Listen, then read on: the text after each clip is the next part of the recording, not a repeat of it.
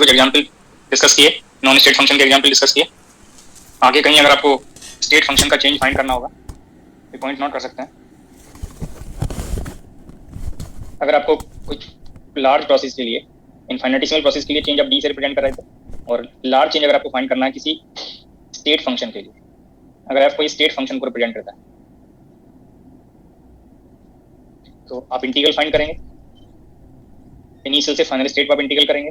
अगर कोई function state function है, एग्जैक्ट डिफरेंशियल है, तो ये जब इंटीग्रल करते हैं तो final value minus initial value ये आप चेंज के लिए कर लेते हैं, अगर पाथ से इंडिपेंडेंट रिजल्ट है। बट अगर पाथ पे डिपेंड करता है तब ये करेक्ट नहीं है। ये आप लोग ईएमटी में यूज भी किए होंगे, सिमिलर पार्ट को वेक्टर अलजेब्रा में आप यूज किए होंगे। आप ये चेंज अगर कोई साइक्लिक प्रोसेस है तो बोथ स्टेट सेम हो जाएंगे। इनिशियल स्टेट से सिस्टम किसी अनदर स्टेट में जाएगा और फिर इंटरमीडिएट स्टेट्स चेंज होंगी और सिस्टम फिर इनिशियल स्टेट में रिटर्न करेगा। और साइक्लिक प्रोसेस के लिए आप क्लोज इंटीग्रेशन सॉल्व करते हैं, और जब क्लोज इंटीग्रल आप यूज करेंगे तो बोथ वैल्यूज, क्योंकि ये स्टेट फंक्शन है, स्टेट मैच कर गया, स्टेट मैच करने से वैल्यूज मैच करेंगी तो ये डिफरेंस जीरो आएगा। तो ये स्टेटमेंट आप नोट कर सकते हैं। मैथमेटिकल पार्ट आपको यहाँ पे रीजन डिस्कस करने के लिए मैंने एंड कर दिया।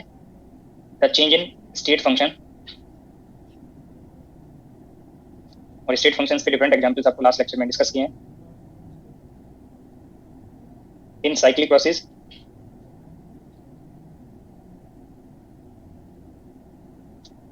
विल बी जीरो,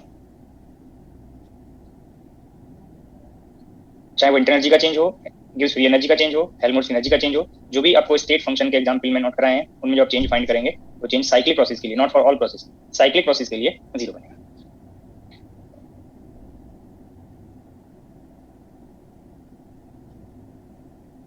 यहाँ पे नोट करेंगे इक्विपार्टीशन थ्योरम और इक्विपार्टीशन ऑफ एनर्जी और equipartition principal.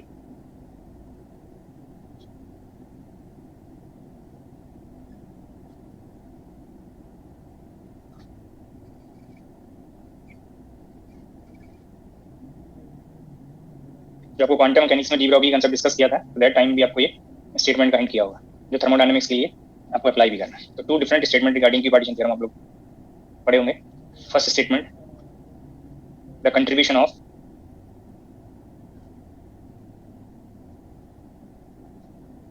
each degree of freedom to average thermal kinetic energy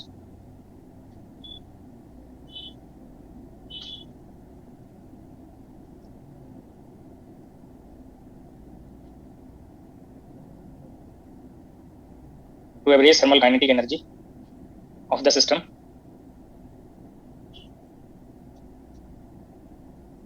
in thermal equilibrium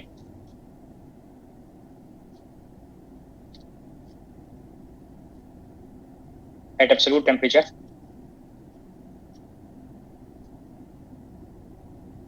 capital T is half kBT।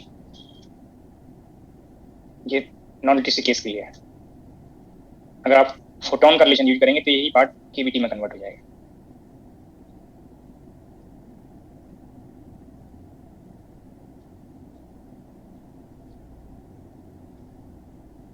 एक स्टेटमेंट आप क्वाड्रेटिक टर्म के लिए आप नोट करते हैं। बोथ स्टेटमेंट पे बेस्ड क्वेश्चंस पूछे गए हैं। The contribution of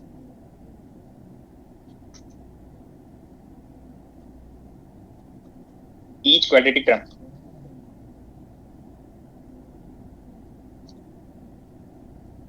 the contribution of each quadratic term in the Hamiltonian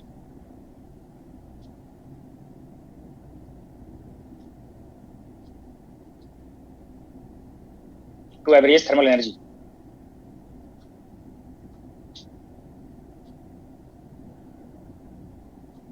in thermal equilibrium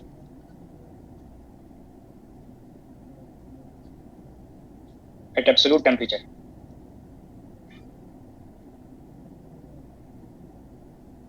is half kBT। तो टू डिफरेंट स्टेटमेंट है। यहाँ पे एवरेज थर्मल काइनेटिक एनर्जी का कंट्रीब्यूशन है और यहाँ पे एवरेज थर्मल एनर्जी में कंट्रीब्यूशन है। तो दोनों में डिफरेंट पार्ट है। यहाँ पे टोटल एनर्जी पार्ट अगर पोटेंशियल भी होगा तो आपको सिर्फ ये first statement kinetic energy contribution देगा, बट जो सेकंड स्टेटमेंट है उसमें काइनेटिक एनर्जी और पोटेंशियल एनर्जी बोथ टर्म्स का कंट्रीब्यूशन फाइंड करेंगे और ऐड करेंगे तो टोटल एनर्जी का कंट्रीब्यूशन आपको पता चल जाएगा। और यहाँ पे आपको ये हिंट किया है कि अगर फोटोन का रिलेशन लेंगे तो ये ईच डिग्री ऑफ फ्रीडम का कंट्रीब्यूशन केबीटी बन जाएगा। तो डिफरेंट वे में क्वेश्चन पूछे जा सकते हैं। तो स्टेटमेंट में मैंने आपको हिंट कर दिया। But equipartition theorem all type of system के लिए एप्लीकेबल नहीं है। This is applicable only for classical case, classical system के लिए एप्लीकेबल होगा, वो भी अबव रूम टेम्परेचर। तो equipartition theorem is valid for classical system, quantum system के लिए एप्लीकेबल नहीं है। Classical system above room temperature, low room temperature classical system के लिए वैलिड नहीं।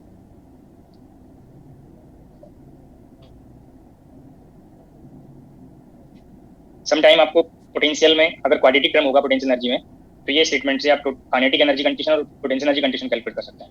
सपोज आपको अगर हैमिल्टोनियन दिया है linear harmonic oscillator, for linear harmonic oscillator, तो वन डायमेंशनल हार्मोनिक ऑसिलेटर के लिए आप जब हैमिल्टोनियन क्वांटम मैकेनिक्स में पढ़े होंगे या क्लासिकल मैकेनिक्स में पढ़े होंगे, तो बोथ मैकेनिक्स के लिए kinetic energy plus potential energy form आपने यूज किया होगा।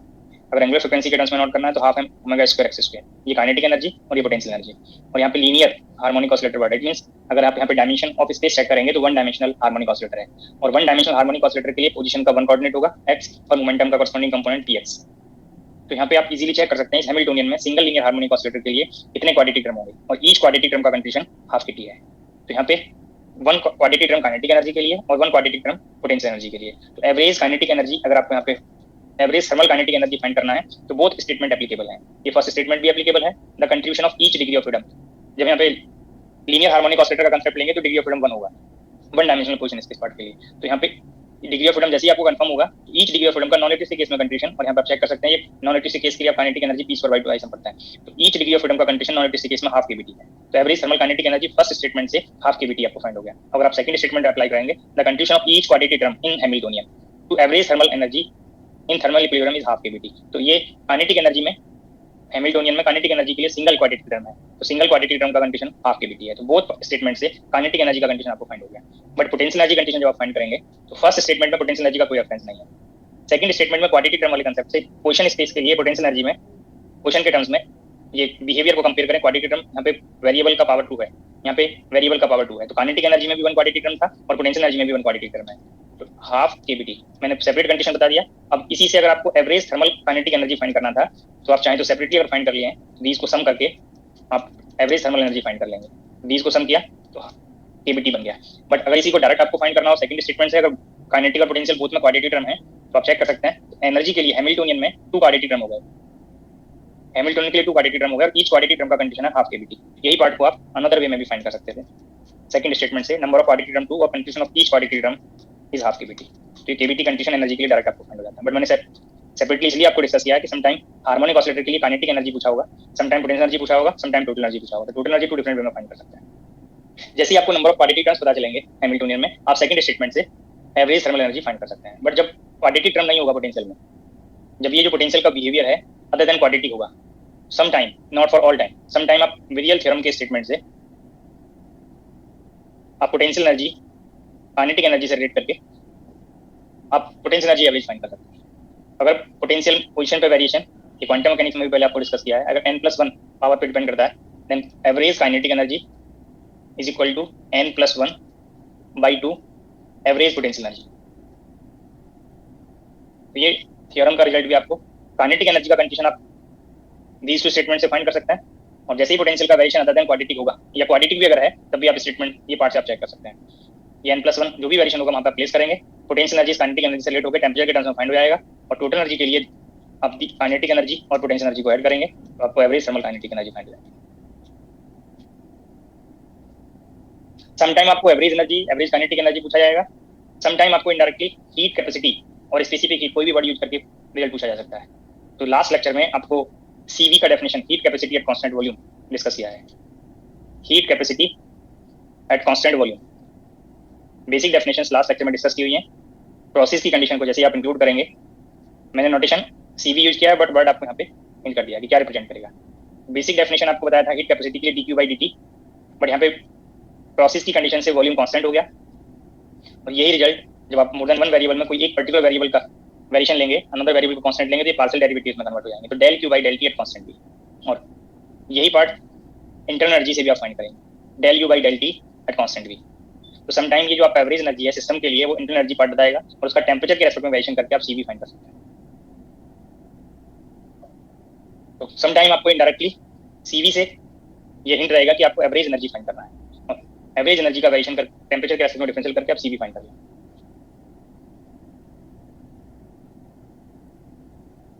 अगर आपको कहीं पे ये कंडीशन दिया होता सीवी के लिए 3/2R, यहाँ पे ये नेम नहीं दिया है, ये वैल्यू दिया हुआ है, तो लास्ट लेक्चर में जो मैंने डेफिनेशन बताया है, तो बता सकते हैं कि ये कंडीशन हीट कैपेसिटी है, स्पेसिफिक हीट है, या मोलर स्पेसिफिक हीट है?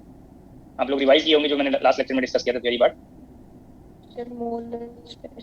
देखो सभी को ये आइडिया हो जाना चाहिए, ये ड्रम 1 मोल का अमाउंट बनाएगा यहाँ पे, तो ये मोलर स्पेसिफिक हीट का आइडिया देगा। आइडियल गैस एजम्पशंस अगर आप लोग पढ़े हो, आइडियल गैस के लिए मेयर फॉर्मूला पढ़ा होगा, सी से आपको आइडिया मिल जाएगा। लास्ट लेक्चर में मैंने नंबर ऑफ मॉलिक्यूल्स को नंबर ऑफ मोल्स और एवोगाड्रो नंबर के टर्म्स में नोट किया था, तो वो डेफिनेशंस अगर आप यहाँ पे यूज करें तो आपको ये, अगर सम टाइम आपको ऐसा हो सकता है कि एग्जाम में भी आपको ये रॉन्ग वर्ड यूज किया हो, बट ऑप्शन से आप चेक कर सकते हैं कि आपको क्या पार्ट में करना है। तो पहले आइडियल गैस एजम्पशंस नोट कर लें, फिर सी में जो नोटेशंस होंगे उनके लिए मैं आपको यहाँ पे हिंट करूँगा।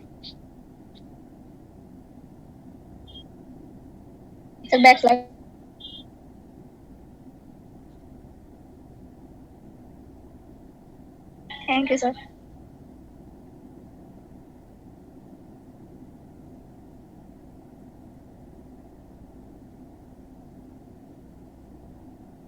आइडियल गैस के लिए 2 मेन एजम्पशंस हैं जो रियल गैस से आइडियल गैस को डिफरेंट ये आपको रिकॉर्ड होंगे। First main assumptions, molecules of an ideal gas are point like molecules और पॉइंट लाइक पार्टिकल्स।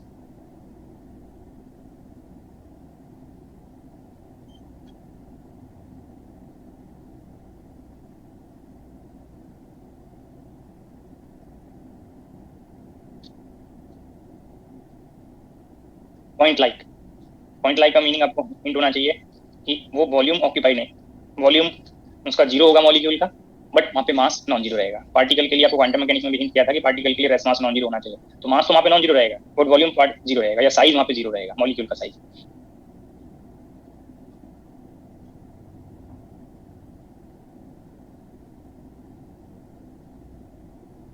रीजन भी आपको पता होना चाहिए कि जब आप यहाँ पे अगर कोई पॉइंट ले रहे हैं तो यहाँ पे जो साइज है वो 0 साइज है।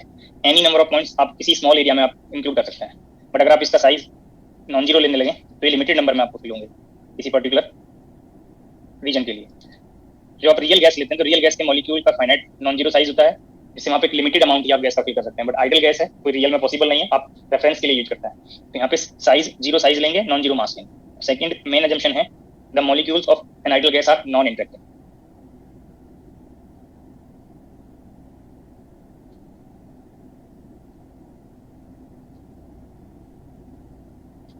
नॉन इंटरेक्टिंग पार्टिकल्स आप कंसीडर करेंगे आइडियल गैस के लिए।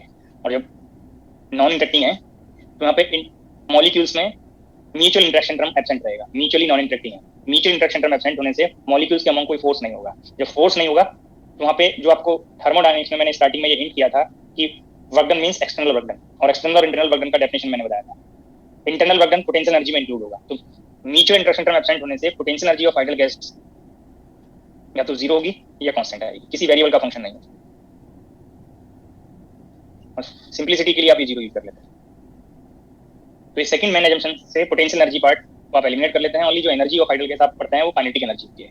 जब यहाँ पे मॉलिक्यूल्स में कोई फोर्स नहीं है, म्यूचुअल इंटरेक्शन टर्म एब्सेंट है, तो मॉलिक्यूल्स स्ट्रेट लाइन पाथ को फॉलो करेंगे।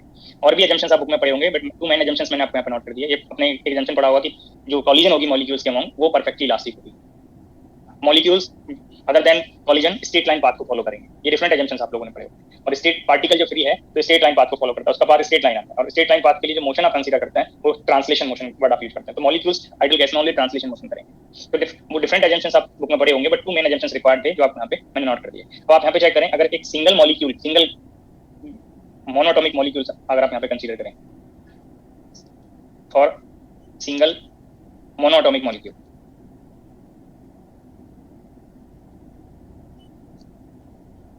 आइडियल गैस का सिंगल मॉलिक्यूल है, तो सिंगल मॉलिक्यूल के लिए जब आप हैमिल्टोनियन नोट करेंगे तो ओनली वहाँ पे काइनेटिक एनर्जी टर्म है। तो आप एक्टिव पार्टीशन थ्योरम के बोथ स्टेटमेंट से आप एनर्जी को चेक कर सकते हैं। यहाँ से सिंगल मॉलिक्यूल की जो काइनेटिक एनर्जी होगी वो हाफ kBT है सिंगल मॉलिक्यूल।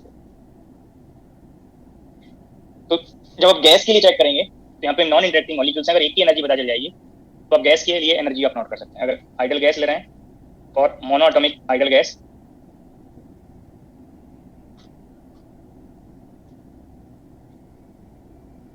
ये 1 डिग्री ऑफ फ्रीडम के लिए। अगर 3 डायमेंशन का पार्ट लेंगे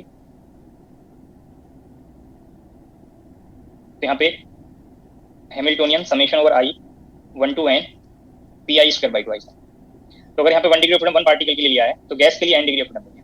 बट अगर ये 3 डिग्री ऑफ फ्रीडम लेंगे, जो जनरली अगर डिग्री ऑफ फ्रीडम मेंशन नहीं करेगा, तो 3 डिग्री ऑफ फ्रीडम आएगा तो इस मोमेंटम में 3 कंपोनेंट होंगे, और 3 कंपोनेंट होंगे तो 3 डिग्री ऑफ फ्रीडम वाले पार्ट से और क्वाड्रेटिक टर्म वाले पार्ट से आप ये चेक कर सकते हैं, तो ये 3/2 केवीटी बन जाएगा। तो क्वेश्चन के अकॉर्डिंग ये 3/2 केवीटी, हाफ केवीटी और केवीटी कोई भी पार्ट हो सकता है। तो ये डिग्री ऑफ फ्रीडम पे डिपेंड करेगा, जो इक्विपार्टीशन थ्योरम के स्टेटमेंट में बताया है, और क्वाड्रेटिक टर्म के नंबर पे डिपेंड करेगा।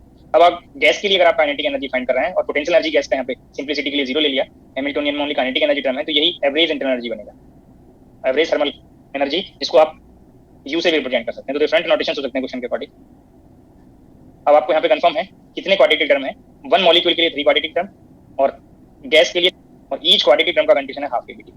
तो monatomic ideal gas consisting of n molecules, आप ये एनर्जी पढ़े होंगे 3/2 केवीटी। तो आप यहाँ पे चेक कर सकते हैं कि internal energy of an ideal gas only temperature का फंक्शन है। यहाँ पे कोई अनदर वेरिएबल इंक्लूड नहीं हो रहा है। जो लास्ट लेक्चर में भी मैंने चेंज इन एनर्जी पार्ट को 2 पार्ट में नोट किया था, एक टेंपरेचर डिपेंडेंट टर्म था और एक वॉल्यूम डिपेंडेंट टर्म था। बट आइडियल गैस के लिए वॉल्यूम के रेस्पेक्ट में जो एनर्जी है वो कांस्टेंट रहेगी, जो कांस्टेंट होगी तो ओनली टेंपरेचर पार्ट वहाँ पे प्रेजेंट था। तो ये जो बेसिक पॉइंट लास्ट लेक्चर में नोट कराए वो आगे अप्लाई होंगे तो रिकॉल हो जाना चाहिए। तो ये पॉइंट मैंने इसलिए आपको हिंट किया है जिससे आपको ये कंफर्म रहे कि internal energy of an ideal gas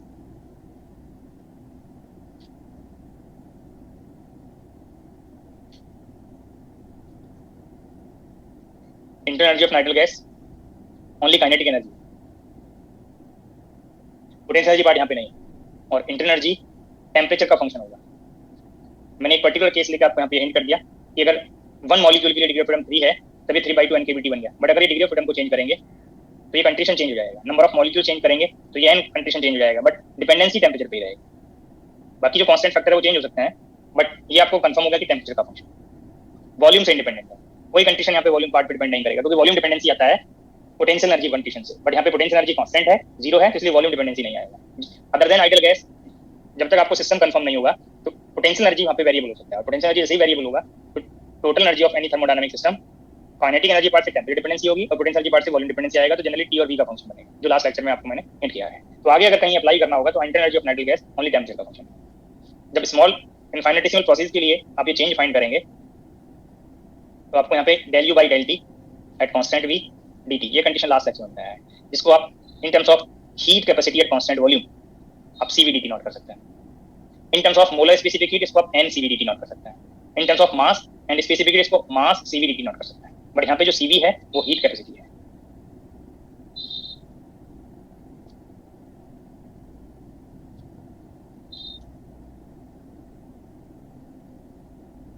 equation of state of an ideal gas,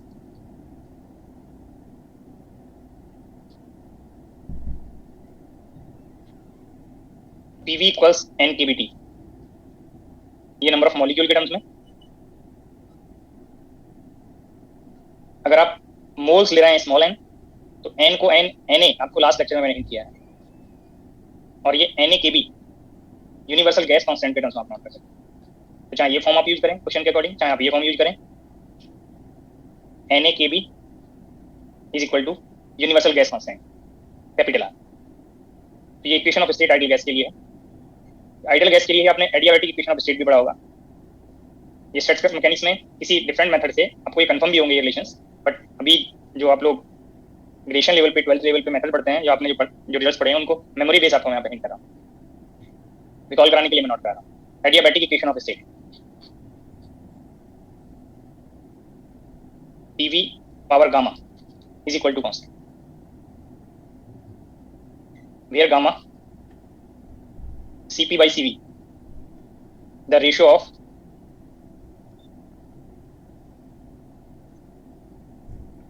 heat capacities at constant pressure and constant volume। मैंने यहाँ पे वर्ड लिखा है हीट कैपेसिटीज। अगर आप यहाँ पे इस रेशियो के लिए स्पेसिफिक हीट वर्ड यूज करेंगे तो करेक्ट है, क्योंकि जितना अमाउंट यहाँ पे आप मल्टीप्लाई करेंगे इसको स्पेसिफिक हीट में कन्वर्ट करने के लिए, सीपी हीट कैपेसिटी को स्पेसिफिक हीट में नोट करेंगे, उतना ही अमाउंट यहाँ पे आएगा और रेशियो में एलिमिनेट होता है। तो ratio of heat capacities at constant pressure and constant volume और ratio of specific heat at constant pressure and constant volume, ये गामा आप पहले पढ़े होंगे। तो क्वेश्चन में आपको बीज का एप्लीकेशन हो सकता है। एक फॉर्मूला आप लोगों ने पढ़ा होगा, मेयर फॉर्मूला आइडल गैस के लिए। मेयर फॉर्मूला में आप Cp minus Cv difference find करते हैं। अगर आपको ये n Kb नोट किया है तो what represent Cp and Cv here in mayor formula, बताएंगे? कैपेसिटी एट कांस्टेंट तरह सर, ये हीट कैपेसिटी को रिप्रेजेंट करेंगे, क्योंकि यहाँ पे टोटल नंबर ऑफ मॉलिक्यूल्स आपने इंक्लूड कर लिया। यही फॉर्म मोल्स के टर्म्स में भी हो सकता है, Cp minus Cv is equal to NR। अभी भी ये हीट कैपेसिटी है, बट अगर यही रिजल्ट Cp माइनस Cv, देखो ये नोटेशंस को मैंने चेंज नहीं किया और राइट में मैंने R कर दिया, तब ये molar specific heat. these two relation में ये हीट कैपेसिटीज हैं, ये आप खुद से नोट कर लेंगे अपने नोटबुक में। और ये अगर राइट साइड में ओनली R नोटेशन है तब ये मोलर स्पेसिफिक हीट्स हैं या मोलर हीट कैपेसिटी है। 1 मोल का अमाउंट है यहाँ पे। समटाइम अगर आपको ये रिजल्ट Kb में नोट किया हुआ हो बोल्ट्जमैन कांस्टेंट में, तो बोल्ट्जमैन कांस्टेंट के लिए आपको एवोगाड्रो नंबर से आप डिवाइड कर रहा है, इट मींस ये ओनली 1 मॉलिक्यूल के लिए, ये 1 मॉलिक्यूल का कंडीशन बताएगा।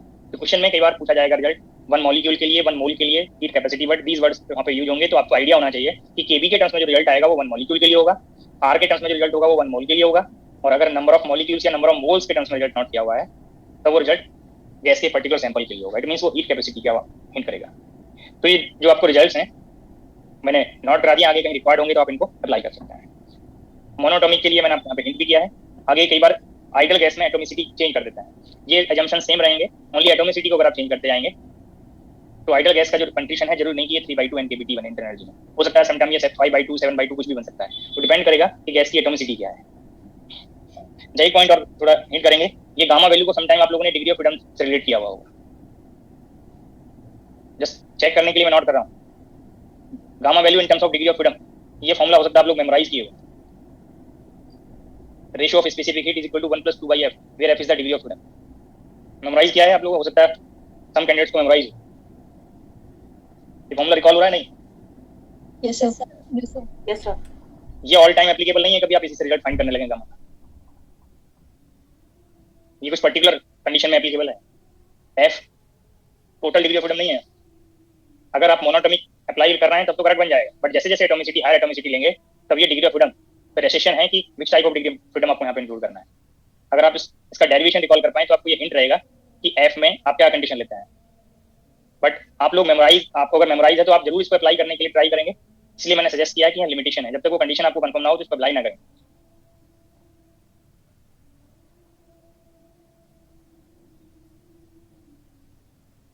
यहाँ पे नोटेशंस तो फिर से एक बार नोट कर लें, कहीं रिकॉर्ड होगा। F1 degree of freedom of एक कंस्टिट्यूएंट, सिंगल कंस्टिट्यूएंट की degree of freedom of the system, और सिस्टम क्वेश्चन के अकॉर्डिंग कुछ भी हो सकता है। n number of constituents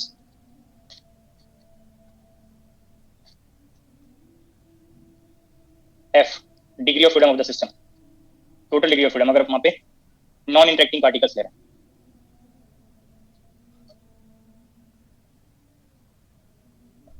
NF1 अगर मॉलिक्यूल्स में इंटरेक्शन नहीं है, फ्रीली मोशन कर रहे हैं, तब ये NF1 बनेगा, इट मींस ये मैक्सिमम डिग्री ऑफ फ्रीडम बनेगी। अगर इंटरेक्शन होगा तो रिकॉल करिए, आप क्लासिकल मैकेनिक्स में अगर K कांस्टेंट अप्लाई कर रहे हैं तो degree of freedom 3n - K use किया होगा इन 3 डायमेंशनल स्पेस, तो ये मैक्सिमम पार्ट है। अगर F1 को 3 ले रहे हैं तब ये 3n बन जाएगा, बट अगर वहाँ पे कुछ रेस्ट्रिक्शन अप्लाई करेंगे तो मैक्सिमम से डिग्री ऑफ फ्रीडम डिक्रीज होता चला जाएगा, तो ये मैक्सिमम पार्ट है ये डिग्री ऑफ फ्रीडम जो NF1 है यहाँ पे।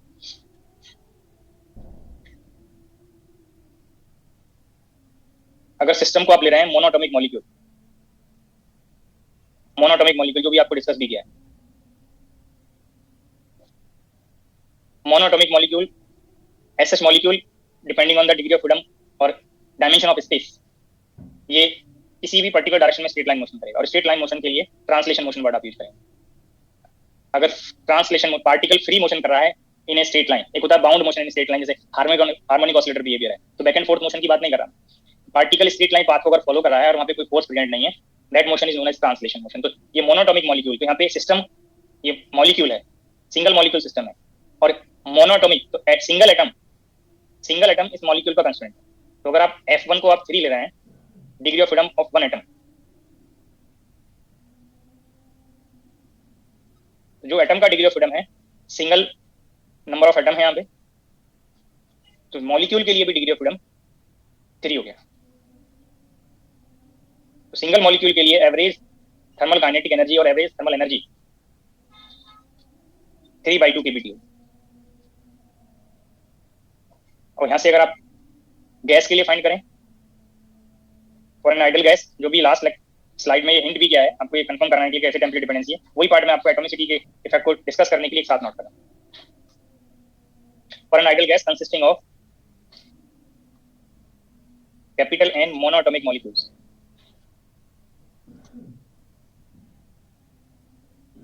तो गैस के लिए अगर एक पार्ट अगर मॉलिक्यूल्स नॉन इंटरेक्टिंग है, जो आइडल गैस वर्ड से इंक्लूड हो गया, ये जंक्शंस जैसे ही आइडल वर्ड यूज हुआ ये जंक्शंस रिकॉल हो जाने चाहिए। तो बार बार नॉन इंटरेक्टिंग वर्ड कंफर्म करने की जरूरत नहीं है, वहां पे नोट करने की जरूरत नहीं है, ये आइडल गैस वर्ड से ही नॉन इंटरेक्टिंग बिहेवियर इंक्लूड हो रहा है। तो अगर नॉन इंटरेक्टिंग केस है तो क्वांटम मैकेनिक्स में मैंने आपको ये हिंट किया था कि एनर्जी एडिटिव आता है। तो एक मॉलिक्यूल की अगर एनर्जी पता है तो n मॉलिक्यूल्स के लिए सेम कंडीशन बनेगा, इसको ऐड करेंगे तो इजी वे क्या है कि एक पर्टिकुलर मॉलिक्यूल के कंडीशन में नंबर ऑफ मॉलिक्यूल्स मल्टीप्लाई करते हैं, 3/2 n kB2, ये गैस के लिए एनर्जी बन गया। और मोनोएटॉमिक गैस के लिए अब आप यहाँ पे CV कैलकुलेट कर सकते हैं, heat capacity at constant volume. तो ये 3/2 n kB है, this is heat capacity at constant volume. और इसी को अभी number of moles universal gas constant के टर्म्स में आप कन्वर्ट कर सकते हैं। लास्ट लेक्चर में ये n वैल्यू को नोट करना बताया है इन terms of number of moles.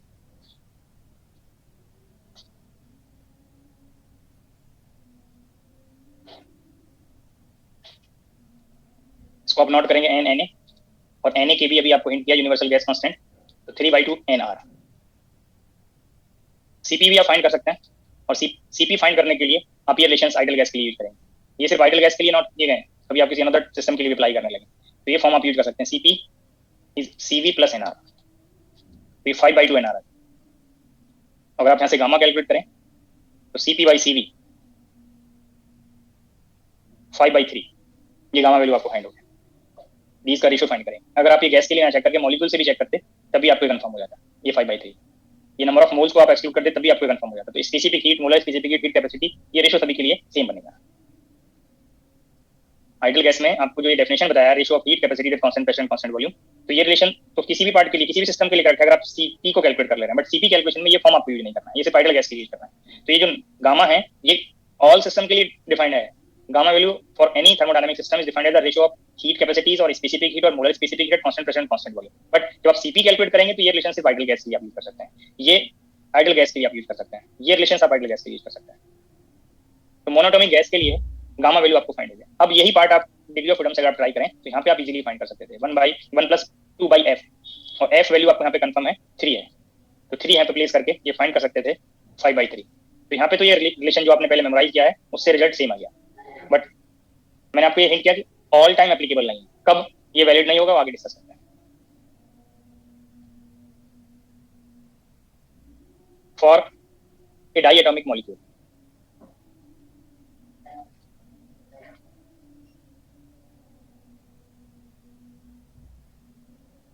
Diatomic molecule में 2 एटम्स होंगे, तो नंबर ऑफ कंस्टिट्यूएंट्स यहाँ पे अगर हम ये जो n आपको नोट किया है, तो जब सिस्टम के लिए चेक कर रहे थे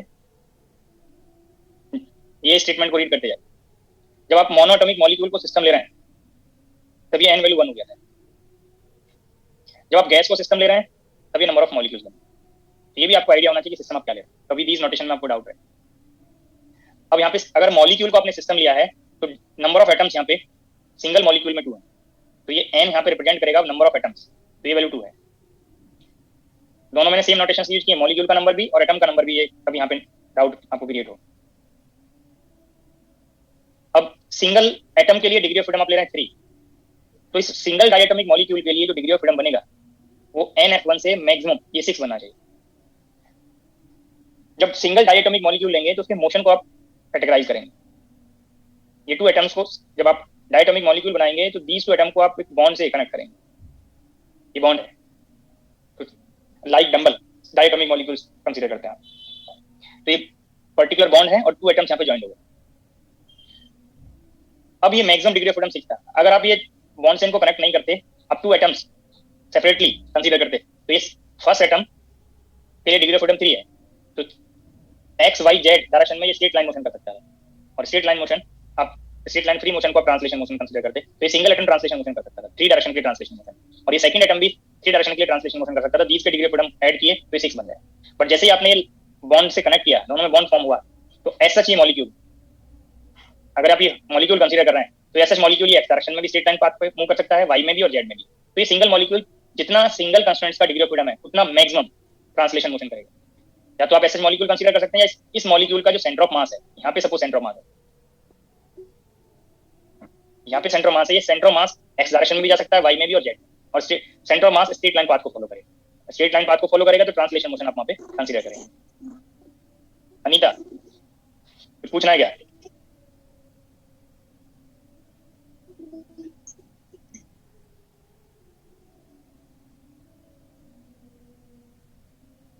कंटिन्यू करते हैं।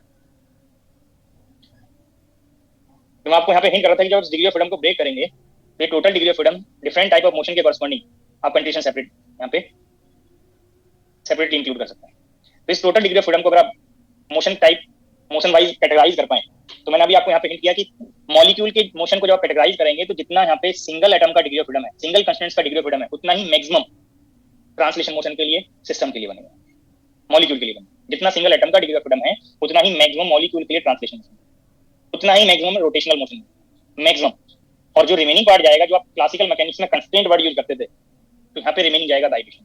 तो टोटल डिग्री ऑफ फ्रीडम को आप यहाँ पे मोशन वाइज कैटेगराइज करेंगे तो degree of freedom for translation motion, degree of freedom for rotational motion and degree of freedom for vibration motion. ये 3 टाइप ऑफ मोशन हो सकते हैं मॉलिक्यूल में, जो यहाँ पे थर्मोडायनामिक्स के लिए आपको एक पार्ट है।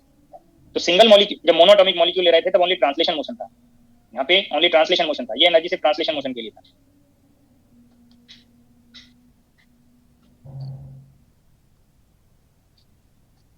बट यहाँ पे जब ये बॉन्ड फॉर्म हो गया 2 एटम्स में, डायटोमिक मॉलिक्यूल बन गया, और जैसे जैसे हायर एटोमिसिटी जाए को कंसीडर करेंगे तो जनरली 3 टाइप ऑफ मोशन आप कंसीडर करेंगे। अब डिग्री ऑफ फ्रीडम ट्रांसलेशन के लिए मैंने हिंट किया, ट्रांसलेशन मोशन के लिए मैक्सिमम बनेगा 3। अब ये जो डायटोमिक मॉलिक्यूल है, इस लाइन ऑफ जॉइनिंग को आपने कंसीडर किया वाई एक्सिस, और इसके परपेंडिकुलर 2 एक्सिस आप कंसीडर कर सकते हैं, एक्स एक्सिस और जेड एक्सिस। और रोटेशनल मोशन के लिए आप कंपेयर करेंगे मोमेंट ऑफ इनर्शिया।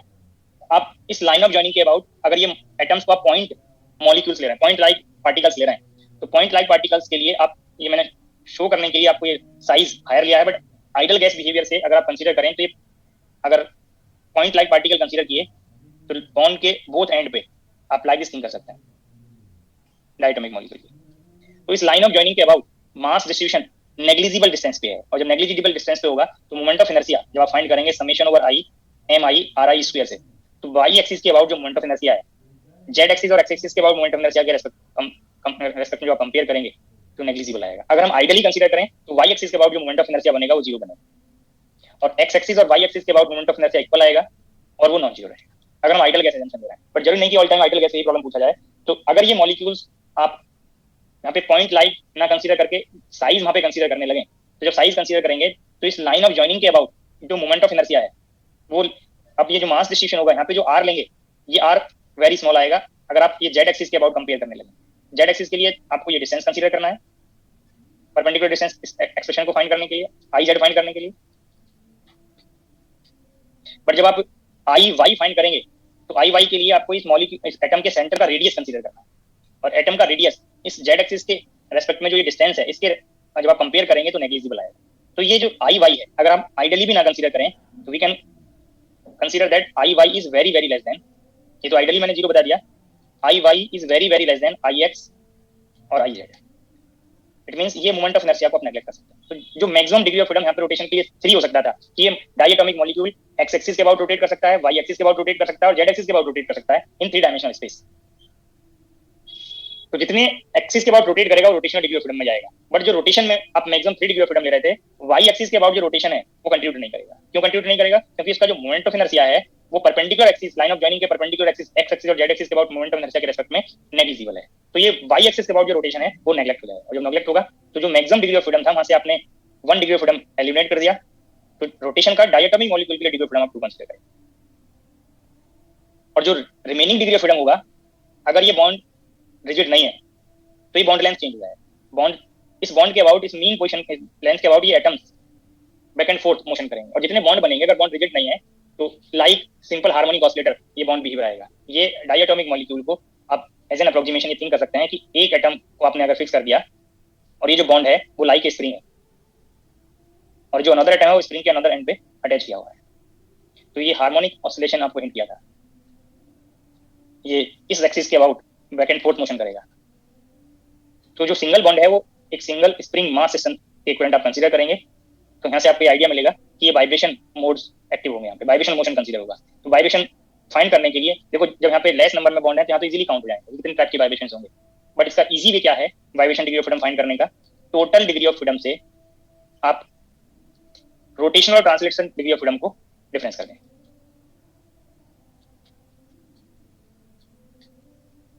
जो NF1 बताया था टोटल डिग्री ऑफ फ्रीडम, उसमें से आप रोटेशन और ट्रांसलेशन के सम करके डिफरेंस कर देंगे तो वाइब्रेशंस आपको पता चल जाएंगे। तो आप यहाँ पे चेक कर सकते हैं, टोटल 6 था, 5 आपने डिफरेंस किया तो 1 वाइब्रेशन डिग्री ऑफ फ्रीडम बन गया। तो अगर आप easily degree of freedom find कर ले रहे हैं तो आप एवरेज थर्मल एनर्जी भी फाइंड कर सकते हैं।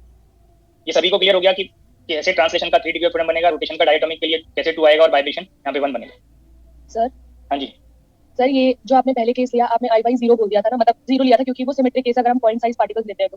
हाँ जी, अगर अगर आइडियल गैस के मॉलिक्यूल्स ले रहे हैं हम, तो आइडियल गैस में आपको मैंने हिंट किया कि वो पॉइंट लाइक पार्टिकल, तो पॉइंट लाइक में आप ये थिंक कर सकते हैं कि मास तो नॉन जीरो है बट वो जीरो रेडियस पे डिस्ट्रीब्यूट हो रहा है। उसका जो रेडियस है एटम का, स्फेरिकल नेचर अगर मान लें एटम का, उसका रेडियस जीरो है, और जीरो होने से उसका मोमेंट ऑफ इनर्शिया, ये आर वैल्यू को जब जीरो करेंगे तो जीरो आ जाएगा। लाइन ऑफ जॉइनिंग से जो यहाँ पे ये लाइन ऑफ जॉइनिंग है, अगर आप ये रेडियस को नॉन जीरो लेते तो इस एक्सिस के अबाउट यही तो आप रेडियस कंसीडर करते, ये डिस्टेंस कंसीडर करते मोमेंट ऑफ इनर्शिया में, बट यहाँ पे ये पॉइंट लाइक बिहेवियर होने से वो जीरो है, और जीरो होने से मोमेंट ऑफ इनर्शिया जीरो बन गया। बट मैंने आपको ये हिंट किया कि जरूर नहीं कि ऑल टाइम जीरो ही बने, बट जैसे ही आप इस बॉन्ड लेंथ को आप कंसीडर करेंगे, लेंथ इस रेडियस के रेस्पेक्ट में लेंथ की वैल्यू वेरी लार्ज होगी, जब लार्ज होगी तो ये नेग्लेक्ट कर सकता है। लाइन ऑफ जॉइनिंग के अबाउट जो मोमेंट ऑफ इनर्शिया है, चाहे डायटोमिक हो, ट्राइएटोमिक हो, या हायर जो भी एटोमिसिटी लीनियर शेप के लिए आएगा, वो आप नेग्लेक्ट करते हैं। सर मोमेंट ऑफ इनर्शिया में जब भी हम ये कैलकुलेट करते हैं सिग्मा mi/r², तो r एक्सिस से डिस्टेंस, आप रोटेशनल एक्सिस से परपेंडिकुलर डिस्टेंस लेते हैं। तो सर यहाँ पे आपने रेडियस बोला ना इसको पार्टिकल की, तो उसमें लाइन ऑफ जॉइनिंग से परपेंडिकुलर डिस्टेंस क्या बनेगा बताइए? वाई एक्सिस से परपेंडिकुलर डिस्टेंस मास डिस्ट्रीब्यूशन का क्या बनेगा? वाई एक्सिस से वाई एक्सिस तो जीरो ही हो जाएगा, या तो आप इंटीग्रल कर लो, ठीक है? ये सर बट जब रेडियस जीरो है तो इंटीग्रेशन से भी तो कंडीशन जीरो ही आएगा। मैंने तो ये डिस्क्रीट पार्ट नोट कर दिया, ठीक है सर। और सर अगर हम जीरो नहीं ले रहे, जैसे आपने कहा I by is very very less तो नेग्लिजिबल आएगा, स्मॉल आएगा, वेरी स्मॉल आएगा, आप नेग्लेक्ट कर सकते हैं। ठीक है सर। तो ये सभी को डिग्री ऑफ फ्रीडम कैसे सेपरेट होगा, टोटल डिग्री ऑफ फ्रीडम में क्या कंडीशंस मिलेंगे, ट्रांसलेशन का क्या कंडीशन होगा, रोटेशन का क्या होगा, वाइब्रेशन का क्या होगा, अगर ये आपको डायटोमिक के लिए क्लियर हो जाएगा तो हायर एटोमिसिटी में भी आपको फिर डाउट नहीं आएंगे। रोटेशन और ट्रांसलेशन अगर आपको कंफर्म हो जाएगा तो वाइब्रेशन टोटल से डिफरेंस करके फाइंड कर। अब इस डायटोमिक मॉलिक्यूल के लिए मैंने आपको ये हिंट कर दिया कि कैसे आप सेपरेट करेंगे, बट डायटोमिक मॉलिक्यूल में आप इसको 2 डिफरेंट वे में कंसीडर कर सकते हैं, एक रिजिड और एक नॉन रिजिड। रिजिड और नॉन रिजिड मॉलिक्यूल में डिफरेंस क्या होगा कि रिजिड मॉलिक्यूल के लिए जो बॉन्ड है, ये बॉन्ड यहाँ पे बॉन्ड का जो स्प्रिंग कांस्टेंट है वो इतना स्ट्रांग होगा कि वाइब्रेशन एक्टिव ही नहीं होंगे। जब एक्टिव नहीं होंगे तो ये लेंथ फिक्स रहेगा, ये बॉन्ड की जो लेंथ है ये कांस्टेंट रहेगी, अनचेंज रहेगी। जब अनचेंज होगी तो स्प्रिंग कंप्रेस और एक्सपेंड नहीं करेगा, तो इट मींस वाइब्रेशन वहां पे स्टॉप हो जाएंगे। तो जब भी रिजिड बॉन्ड आएगा मॉलिक्यूल में तो vibration degree of freedom zero बन जाएगा। बट नॉन रिजिड के लिए वाइब्रेशन डिग्री ऑफ फ्रीडम, क्योंकि बॉन्ड लेंथ वेरिएबल होगा, बॉन्ड लेंथ वेरिएबल होने से यहाँ पे वाइब्रेशंस होंगे, स्प्रिंग वाइब्रेट करेगा, बॉन्ड वाइब्रेट करेगा, ये नॉन जीरो है। तो एक मेजर डिफरेंस रिजिड और नॉन रिजिड बॉडी के लिए आपको ये हिंट हो गया कि only vibration degree of freedom का डिफरेंस है, वाइब्रेशन मोशन का डिफरेंस है यहाँ पे। तो जैसे ही रिजिड वर्ड आएगा, ये जो आपने vibration degree of freedom count किए हैं वो नॉन रिजिड के लिए आपको इंक्लूड करना है, बाकी ट्रांसलेशन और रोटेशन पे कोई इफेक्ट नहीं आएगा। तो rigid degree of rigid diatomic molecule के लिए जो डिग्री ऑफ फ्रीडम ट्रांसलेशन का होगा वो 3 रहेगा, रोटेशन का जो डिग्री ऑफ फ्रीडम होगा वो 2 रहेगा, और दीज को जब आप सम करेंगे तो degree of freedom diatomic molecule के लिए 3 ट्रांसलेशन का, 2 रोटेशन का, वो 5 बने। जहाँ पे मैक्सिमम 6 आ रहा था, ये क्लासिकल मैकेनिक्स में ये जो बॉन्ड है वो एज ए कांस्टेंट यहाँ पे कंसीडर हो गया, सिंगल कांस्टेंट अप्लाई हो गया। जब सिंगल कांस्टेंट अप्लाई हुआ तो 3 एन माइनस के से आप चेक करिए, क्लासिकल मैकेनिक्स में 6 - 1 करेंगे तो 5 आप पढ़ते हो। डंबल के लिए 3 डायमेंशनल स्पेस में आपने डिग्री ऑफ फ्रीडम फाइंड किया होगा, वही बिहेवियर यहाँ पे। बट अगर मॉलिक्यूल नॉन रिजिड है तो टोटल डिग्री ऑफ फ्रीडम 6 आएगा, और इस 6 डिग्री ऑफ फ्रीडम में डिग्री ऑफ फ्रीडम ट्रांसलेशन के लिए 3 रहेगा, रोटेशन के लिए 2 रहेगा, और वाइब्रेशन के लिए 1। तो जो मैक्सिमम होगा वो नॉन रिजिड के लिए बनेगा मैक्सिमम। रिजिड में वो रेस्ट्रिक्शन अप्लाई होने से डिग्री ऑफ फ्रीडम मैक्सिमम से लेस हुआ। अब आपको यहाँ पे हिंट होना चाहिए, ट्रांसलेशन के लिए स्ट्रेट लाइन मोशन, रोटेशन के लिए किसी पर्टिकुलर एक्सिस के बाद रोटेशन आएगा, रोटेशन में और ट्रांसलेशन में ओनली काइनेटिक एनर्जी होती है। अगर आप हैमिल्टोनियन नोट करें ट्रांसलेशन मोशन के लिए, तो ट्रांसलेशन मोशन में ओनली एनर्जी होगा काइनेटिक एनर्जी। रोटेशनल मोशन के लिए जो एनर्जी होगा वो ओनली काइनेटिक एनर्जी। अब ये रिकॉल करते आइए, क्वांटम मैकेनिक्स में आपको फ्री पार्टिकल के लिए P square by twice Hamiltonian बताया था। जो आप रोटेशन पे गए, रोटेटर पे गए, तो रोटेटर में भी आपको काइनेटिक एनर्जी बताया था, बट वहां पे ये आप इस फॉर्म में यूज किए होंगे या एल स्क्वायर पॉइंट 2 आई यूज किया था। तो ये भी काइनेटिक एनर्जी फॉर्म है प्योरली रोटेशन मोशन की। तो ये पार्ट आपको मैंने यहाँ पे हिंट कर दिया कि ट्रांसलेशन और रोटेशन में ओनली काइनेटिक एनर्जी आएगा। यहाँ पे आप नोट करेंगे हाफ एम वी स्क्वायर या P square by twice M, और यहाँ पे आप नोट करेंगे हाफ आई ओमेगा स्क्वायर और L square point 2 I. But vibrational motion के लिए काइनेटिक एनर्जी भी होगा और पोटेंशियल एनर्जी। अब जितने वाइब्रेशन है, ईच वाइब्रेशन के लिए उसको लीनियर हार्मोनिक ऑसिलेटर कंसीडर करेंगे। तो ये एनर्जी का क्लासिफिकेशन आपको अगर कंफर्म रहेगा तो सिंगल डायटोमिक मॉलिक्यूल के लिए आप एवरेज एनर्जी फाइंड कर सकते हैं। ये डायटोमिक मॉलिक्यूल नॉन रिजिड और रिजिड आपको हिंट किया है, इसी में आप सिंगल मॉलिक्यूल के लिए एवरेज एनर्जी चेक कर सकते हैं। अब यहाँ पे डिग्री ऑफ फ्रीडम 5 बताया है, चाहे आप एक साथ आप इंक्लूड कर लें, चाहे इसको सेपरेटली एनर्जी रोटेशन का ट्रांसलेशन का सेपरेट करके आप फाइंड कर सकते हैं। For each degree of freedom for translation motion of translation motion, जो एनर्जी का कंडीशन होगा काइनेटिक एनर्जी कंडीशन है, मतलब एनर्जी कंडीशन का है या उसको काइनेटिक एनर्जी का है, ये हाफ केबीटी बनेगा ईच डिग्री ऑफ फ्रीडम के लिए। रोटेशन के लिए भी सेम रहेगा,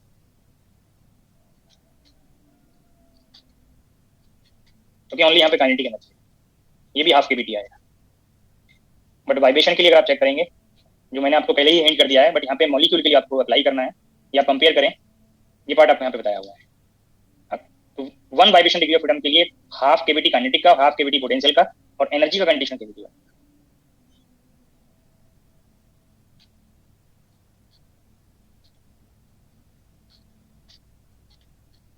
काइनेटिक हाफ केबीटी, पोटेंशियल भी हाफ केबीटी, और एनर्जी का कंडीशन केबीटी।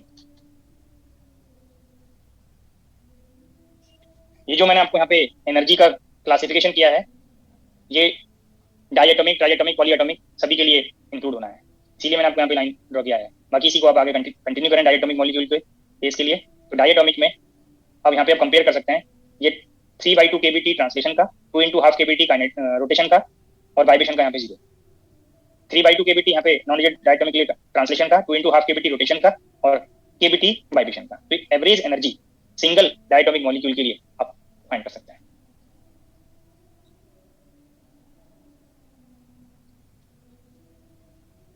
चाहे तो इसको 5 into हाफ केबीटी से चेक कर लें, क्योंकि ओनली काइनेटिक एनर्जी है, या आप इसी पार्ट को 3 डिग्री ऑफ फ्रीडम ट्रांसलेशन का, और each translation degree of freedom के लिए हाफ केबीटी कंडीशन है, 2 डिग्री ऑफ फ्रीडम रोटेशन का, और ईच डिग्री ऑफ फ्रीडम का कंडीशन हाफ केबीटी है। तो ये 5/2 केबीटी बने। ऐसे ही आप यहाँ पे नॉन रिजिड के लिए जो फाइंड करेंगे, तो नॉन रिजिड के लिए 3/2 केबीटी कंडीशन ट्रांसलेशन का, 2 into half KBT condition rotation का, और केबीटी कंडीशन वाइब्रेशन का। तो जो आप ये ऐड करेंगे तो आप चेक कर लीजिए, यहाँ पे 5/2 केबीटी बनेगा, और यहाँ पे 7/2 केबीटी। ये वन डायटोमिक मॉलिक्यूल के लिए मैंने बताया। अब कितने मॉलिक्यूल्स हैं गैस में? मॉलिक्यूल्स नॉन इंडक्टिव हैं, तो वो नंबर ऑफ मॉलिक्यूल्स गैस में मल्टीप्लाई करके, अगर n मॉलिक्यूल्स गैस में ले रहे होते तो for an ideal gas consisting of capital N rigid diatomic molecules, तब ये 5/2 n केबीटी बन जाता है। और for an ideal gas consisting of capital N non rigid diatomic molecules, तो ये 7/2 n केबीटी बन जाता है।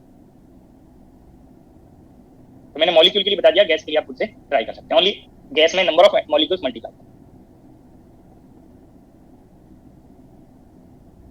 नेक्स्ट इसी में डिस्कस करते हैं ट्राई एटॉमिक मॉलिक्यूल,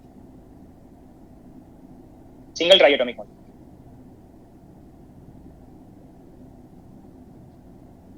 सर एक मिनट पिछले वाले स्लाइड पर देखिए।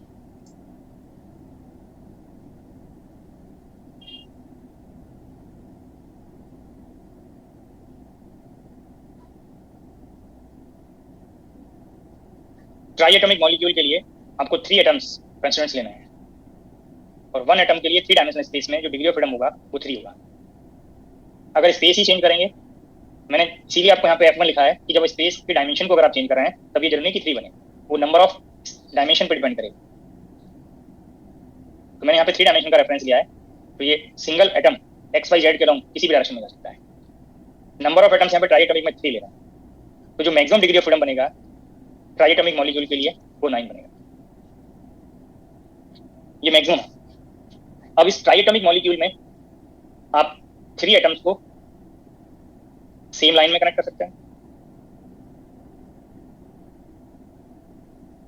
और पॉसिबिलिटी ये भी हो सकती है कि कोई एक सिंगल एटम रिमेनिंग 2 एटम से किसी अनदर लाइन। तो this shape is known as linear and this is non linear. ऐसे ही अगर एटॉमिसिटी ट्राई एटॉमिक से हायर हो, डाई एटॉमिक में ये नॉन लीनियर शेप नहीं बनेगा कभी, क्योंकि वहाँ पे 2 एटम्स हैं वो सेम लाइन में ही आएंगे, चाहे जैसे आप उनको कनेक्ट कर लें।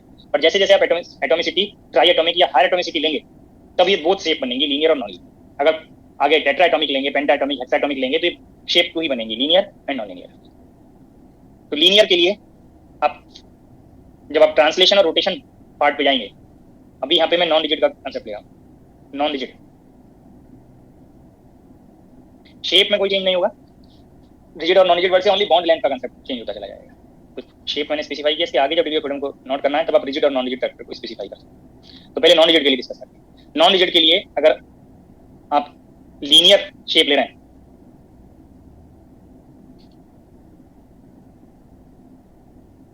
तो लीनियर के लिए 3 डिग्री ऑफ फ्रीडम ट्रांसलेशन का बनेगा। जो पहले आपको हिंट किया कि जितना डायमेंशन ऑफ स्पेस है, जितना सिंगल कंस्ट्रेंट्स का डिग्री ऑफ फ्रीडम है, उतना मॉलिक्यूल के लिए ट्रांसलेशन होता है। अगर शेप लीनियर है, चाहे डायटोमिक हो, ट्राइएटोमिक हो, टेट्राटोमिक हो, हायर एटोमिसिटी कोई भी आप कंसीडर करें, अगर शेप लीनियर है तो लाइन ऑफ जॉइनिंग के अबाउट जो मोमेंट ऑफ इनर्शिया है रिमेनिंग परपेंडिकुलर एक्सिस के अबाउट मोमेंट ऑफ इनर्शिया के रेस्पेक्ट में नेग्लिजिबल होगा, जो आप नेगलेक्ट कर सकते हैं। तो जो मैक्सिमम डिग्री ऑफ फ्रीडम 3 हो सकता था रोटेशन का, लाइन ऑफ जॉइनिंग के अबाउट जो रोटेशन है वो नेगलेक्ट हो गया, एलिमिनेट हो गया। तो लीनियर शेप जब भी आएगा, अगर स्पेस का डायमेंशन 3 ले रहे हैं तो रोटेशनल डिग्री ऑफ फ्रीडम 2 है लीनियर शेप के लिए। डायटोमिक, ट्राइएटोमिक, टेट्राटोमिक कोई भी linear shape, remaining vibration degree of freedom के लिए जाएंगे। बट वाइब्रेशन कब आपको इंक्लूड करने हैं वो डायटोमिक में हिंट हो गया कि जब मॉलिक्यूल नॉन रिजिड है। तो आप मैक्सिमम से ट्रांसलेशन प्लस रोटेशन को डिफरेंस करेंगे तो आपको यहाँ पे vibration degree of freedom confirm. अब इसके लिए एनर्जी भी आप फाइंड कर सकते हैं। 3/2 kBt ट्रांसलेशन के लिए, 2 × ½ kBt रोटेशन के लिए, और 4 kBt वाइब्रेशन के लिए। अगर रिजिड एंड लीनियर शेप ले रहे हैं तो यहाँ पे वाइब्रेशन एक्सक्लूड हो जाएंगे, ट्रांसलेशन और रोटेशनल ओनली आपको इंक्लूड करना है।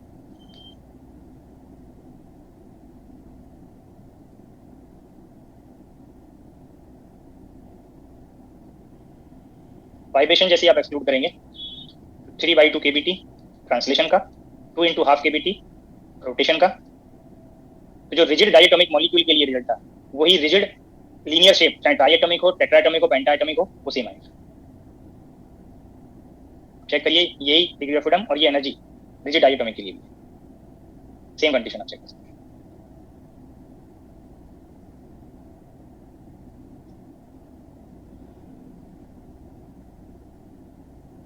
तो लीनियर शेप के लिए जो नॉन रिजिड और रिजिड बिहेवियर से कंडीशन में चेंज होना था वो आपको डिस्कस हो गया। अब नॉन लीनियर का, नॉन लीनियर में आप कोई भी इस प्लेन के परपेंडिकुलर, सपोज ये एक्स वाई प्लेन आपने कंसीडर किया और जेड एक्सिस इसके परपेंडिकुलर है, जो अपने नोटबुक आपने कंसीडर किया है, नोटबुक का जो पेज है वो एक्स वाई प्लेन में है और उसके परपेंडिकुलर आप जेड एक्सिस ले रहे हैं। तो इसके परपेंडिकुलर जेड एक्सिस आपने कंसीडर किया, इस जेड एक्सिस से ये एटम और ये एटम नॉन जीरो डिस्टेंस पे, परपेंडिकुलर डिस्टेंस पे है। ये आपने वाई एक्सिस कंसीडर किया, ये आपने एक्स एक्सिस कंसीडर किया, सॉरी ये एक्स एक्सिस, ये एक्स एक्सिस, ये वाई एक्सिस और ये जेड एक्सिस। तो 3 एक्सिस के अबाउट जो मोमेंट ऑफ इनर्शिया है आपकी बार कंपेरेबल है, और कंपेरेबल होगा तो आप यहाँ पे नेगलेक्ट नहीं कर सकते। तो जो डिग्री ऑफ फ्रीडम रोटेशन का पहले एलिमिनेट हो रहा था लीनियर शेप में, वो आपकी बार एलिमिनेट नहीं होगा। बाकी डिग्री ऑफ फ्रीडम आप ऐसा लाइक दिस मेथड से जो तक डिस्कस किए हैं फाइंड कर सकते हैं। तो नॉन लीनियर, पहले non rigid and non linear.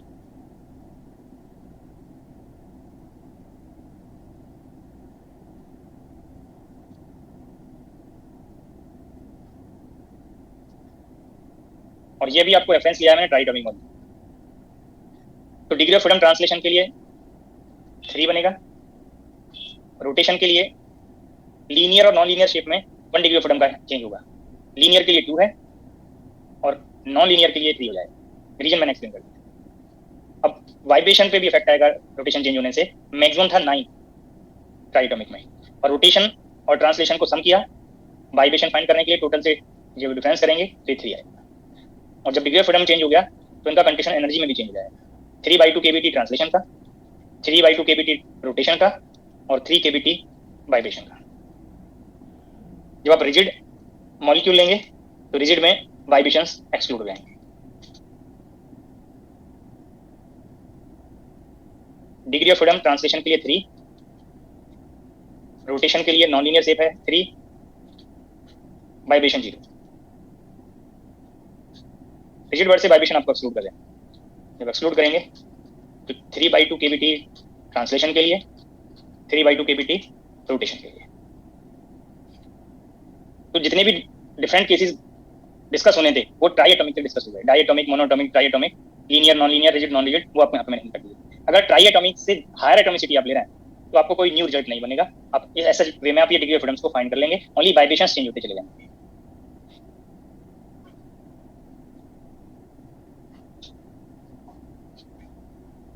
So please नीचे वाली स्लाइड दिखा दीजिए।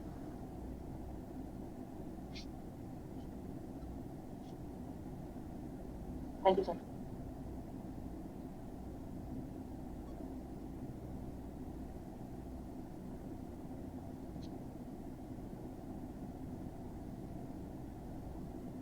पॉलीएटॉमिक मॉलिक्यूल 3 तक का केस यहाँ पे डिस्कस हो गया। अगर एक सिंगल एटम में 3 एटम्स, अब अगर यहाँ पे n वैल्यू ग्रेटर देन 3 ले रहे हैं, जो आपको एटॉमिसिटी के लिए या मैंने हिंट किया है नंबर ऑफ एटम्स, ये 2 लिया यहाँ पे, ये 3 लिया, और यहाँ पे ये 3 से ग्रेटर की बात कर रहे हैं। तो पॉलीएटॉमिक मॉलिक्यूल में अगर number of atoms greater than 3 है तो यहाँ पे फिर से 2 शेप बनेंगी, लीनियर, नॉन लीनियर। अब इस लीनियर में भी रिजिड, नॉन रिजिड, और नॉन लीनियर के लिए भी रिजिड, नॉन रिजिड।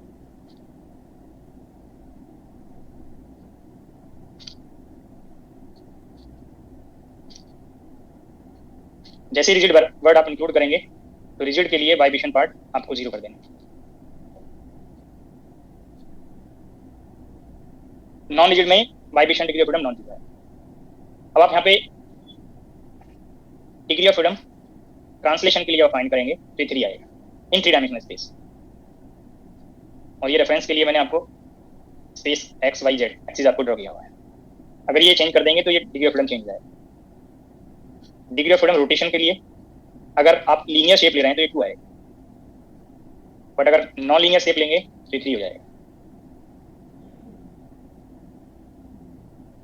इसलिए हायर डिग्री ऑफ फ्रीडम के लिए, सॉरी हायर एटॉमिसिटी के लिए जो ग्रेटर देन 3 है, फिर से बार बार नोट करने की जरूरत नहीं है कि टेट्रा, पेंटा, हेक्सा आपको सेपरेटली बताएं। वो एक साथ आपके जैसे ही ट्राई एटॉमिक डिस्कस हुआ ऑल केसेस इंक्लूड हो जाएंगे, ओनली वाइब्रेशन चेंज होते चलेगा। डिग्री ऑफ फ्रीडम वाइब्रेशन के लिए अगर ये n एटम्स आप ले रहे हैं तो 3n में से आप ये 5 डिफरेंस कर देंगे, बट यहाँ पे आप वाइब्रेशन के लिए 6 डिफरेंस करेंगे मैक्सिमम से। रिजिड के लिए ट्रांसलेशन में कोई चेंज नहीं होगा, रोटेशन में कोई चेंज नहीं, ओनली वाइब्रेशंस आपको एक्सक्लूड करना है रिजिड को।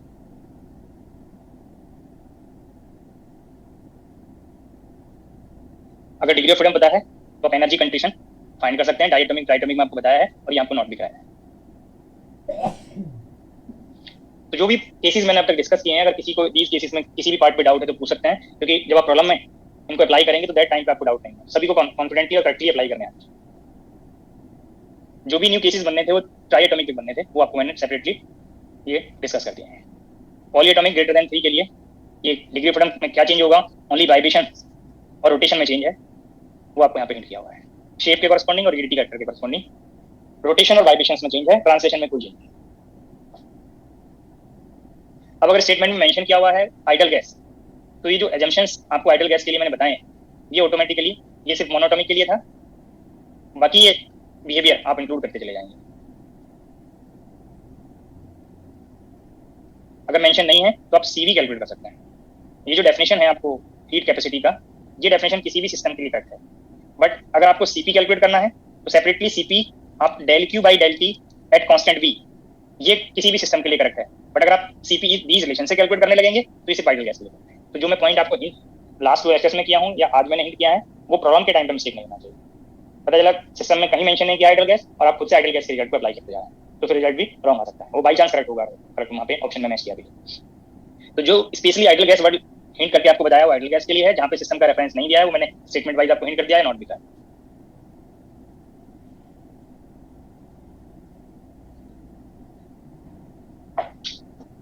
आप लोग previous year question paper assignment का पेज नंबर मैं हिंट कर रहा हूँ। क्वांटम मैकेनिक्स में आपको पेज नंबर और रोल नंबर का हिंट किया था। इसमें थोड़ा माइनर चेंज है असाइनमेंट को क्लासिफिकेशन में। वहाँ पे लेवल 1 और लेवल 2 था। लेवल 1 में इजी क्वेश्चंस थे जो इनडायरेक्टली आपको डिस्कस हो गए थे। लेवल 2 के क्वेश्चंस मोस्टली मैंने डिस्कस किए हैं क्वांटम मैकेनिक्स में। तो यहाँ पे अगर आप चेक करेंगे तो यहाँ पे जो लेवल का नंबरिंग है लेवल 1 और लेवल 2, बट इनमें चैप्टर वाइज क्लासिफिकेशन नहीं है। जैसे क्वांटम मैकेनिक्स में मोस्टली क्वेश्चंस का क्लासिफिकेशन चैप्टर वाइज था, यहाँ पे मिक्स है। ओनली क्लासिफिकेशन किया है थर्मोडायनेमिक्स और स्टैटिस्टिकल मैकेनिक्स वाइज, क्योंकि स्टैटिस्टिकल मैकेनिक्स में एक पर्टिकुलर क्वेश्चन रिपीट होगा डिफरेंट डिफरेंट मेथड से, तो आपको वहाँ पे चैप्टर वाइज क्लासिफाई करने की रिक्वायरमेंट नहीं है, वो आपको कैलकुलेट करना है। तो लेवल सेकंड स्टार्ट है पेज नंबर 7 से, और लेवल सेकंड में भी क्लासिफिकेशन है second A second B thermodynamics statistical physics second A second B. तो page number 7 thermodynamics second A level थोड़ा इजी है, और बी लेवल जो सेकंड बी है वो थोड़ा मोर कैलकुलेशन पे है। Page number 7 problem number 5 statement read कर लीजिए, मैंने वो डिस्कस कर लिया है।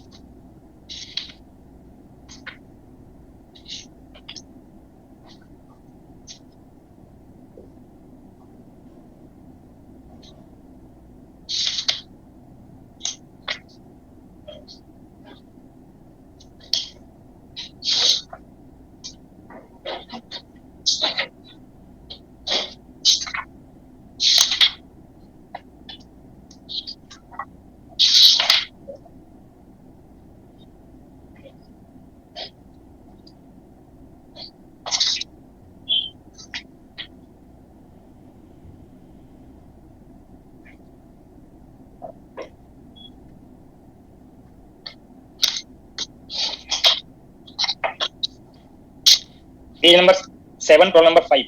Mean total energy of a classical 3-dimensional harmonic oscillator in equilibrium with a heat reservoir at temperature T. अगर आप 3-dimensional harmonic oscillator ले रहे हैं तो उसमें हैमिल्टोनियन जब आप नोट करेंगे तो p square by twice m plus half m omega square r square. तो 3 कोऑर्डिनेट तो होंगे पोजीशन के और 3 कोऑर्डिनेट होंगे मोमेंटम के। पोजीशन में भी क्वाड्रेटिक बिहेवियर है, मोमेंटम में भी क्वाड्रेटिक बिहेवियर है, तो नंबर ऑफ क्वाड्रेटिक टर्म्स हो गए 6, और ईच क्वाड्रेटिक टर्म का कंडीशन है हाफ के लिए।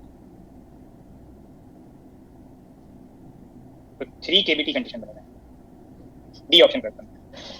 कोई डाउट तो नहीं किसी को? इक्विपार्टीशन थ्योरम का सेकंड स्टेटमेंट मैंने यूज किया है क्वाड्रेटिक टर्म का। 3 डायमेंशनल स्पेस में पोजीशन में X Y Z component 3 component position के होंगे, 3 कंपोनेंट मोमेंटम के होंगे, और पोजीशन भी क्वाड्रेटिक बिहेवियर में है, मोमेंटम में भी क्वाड्रेटिक बिहेवियर है। तो 3 टर्म्स तो बनेंगे क्वाड्रेटिक के पोजीशन के लिए X square plus Y square plus Z square, और 3 टर्म्स बनेंगे P X square plus P Y square P Z square के लिए। तो नंबर ऑफ क्वाड्रेटिक टर्म्स अगर आप काउंट कर लें थोड़ा इजीली में सॉल्व हो जाएगा second statement of equipartition theorem. Number of quadratic terms and condition of each quadratic term. Page number 9 problem number 23 ये ऐसे डिस्कस हो गया है। The mean internal energy of A one dimensional classical harmonic oscillator in equilibrium with A heat bath of temperature T।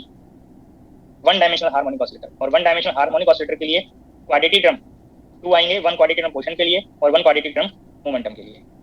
ये आपको पहले ही आपको discuss हो गया है, ये आपको यहाँ पे बताया हुआ है। Linear harmonic oscillator, one dimensional harmonic oscillator. Page number 22 problem number 2।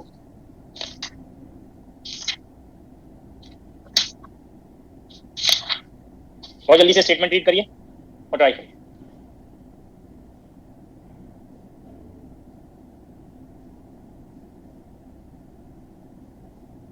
Twenty two पे सेकेंड और 18 पे 12 दोनों को ट्राई कर लीजिए।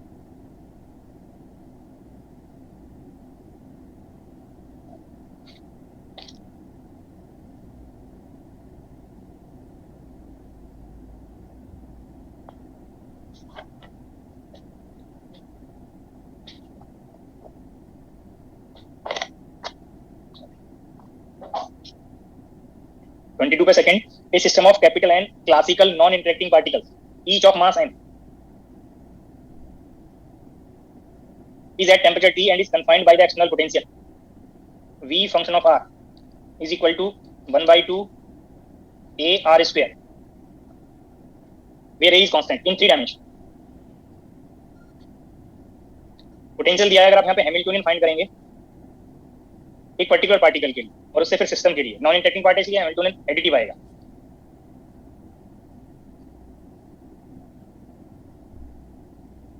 तो आप easily number of quadratic terms count कर सकते हैं और ईच क्वाड्रेटिक टर्म के कंडीशन से आप रिजल्ट फाइंड कर सकते हैं. 3n क्वाड्रेटिक टर्म पोजीशन के लिए हैं सिस्टम में और 3n क्वाड्रेटिक टर्म मोमेंटम के लिए हैं, तो 6n क्वाड्रेटिक टर्म बनेंगे और ईच क्वाड्रेटिक टर्म का कंडीशन है हाफ के टी, तो 3n के भी टी कंडीशन बनेगा. फर्स्ट ऑप्शन रखते हैं.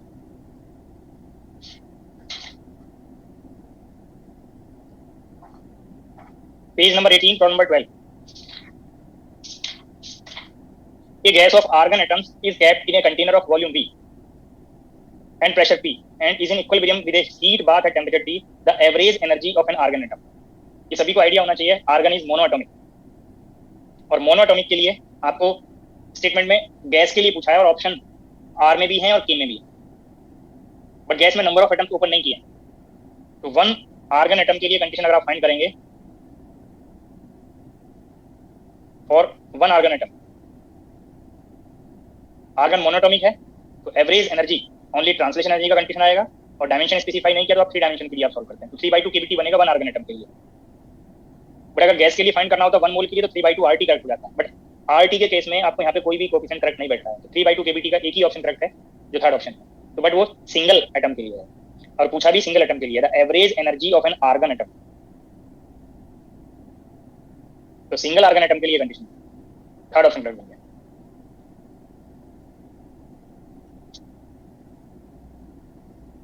Page number 19, problem number 28. Page number 19, problem number 28.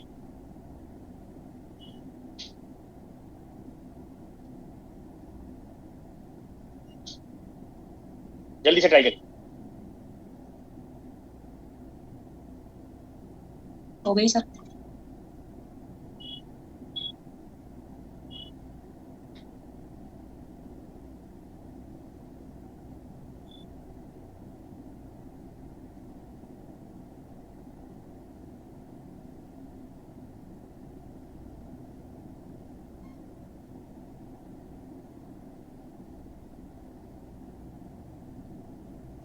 को 19 में 1 डायमेंशनल हार्मोनिक ऑसिलेटर मेंशन किया और ऐसे n हार्मोनिक ऑसिलेटर्स ले रहे हैं. तो 1 हार्मोनिक ऑसिलेटर के लिए केबीटी और सिस्टम के लिए बनेगा n केबीटी. सिस्टम के लिए जो क्वाड्रेटिक टर्म्स बनेंगे वो ट्वाइस n बनेंगे, तो ट्वाइस n * हाफ केबीटी से ये n केबीटी कंडीशन. अब प्रॉब्लम नंबर 29 का स्टेटमेंट एक बार आप रीड कर लें.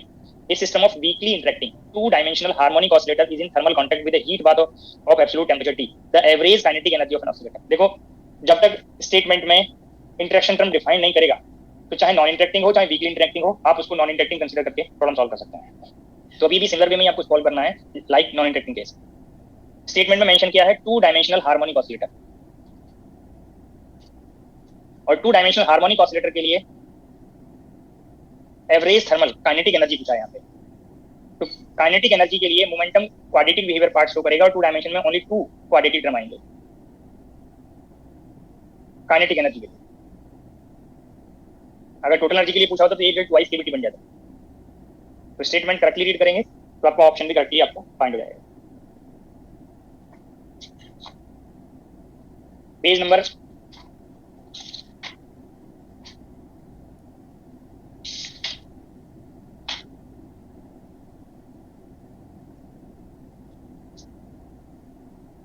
11, प्रॉब्लम नंबर 30. स्टेटमेंट रीड करिए.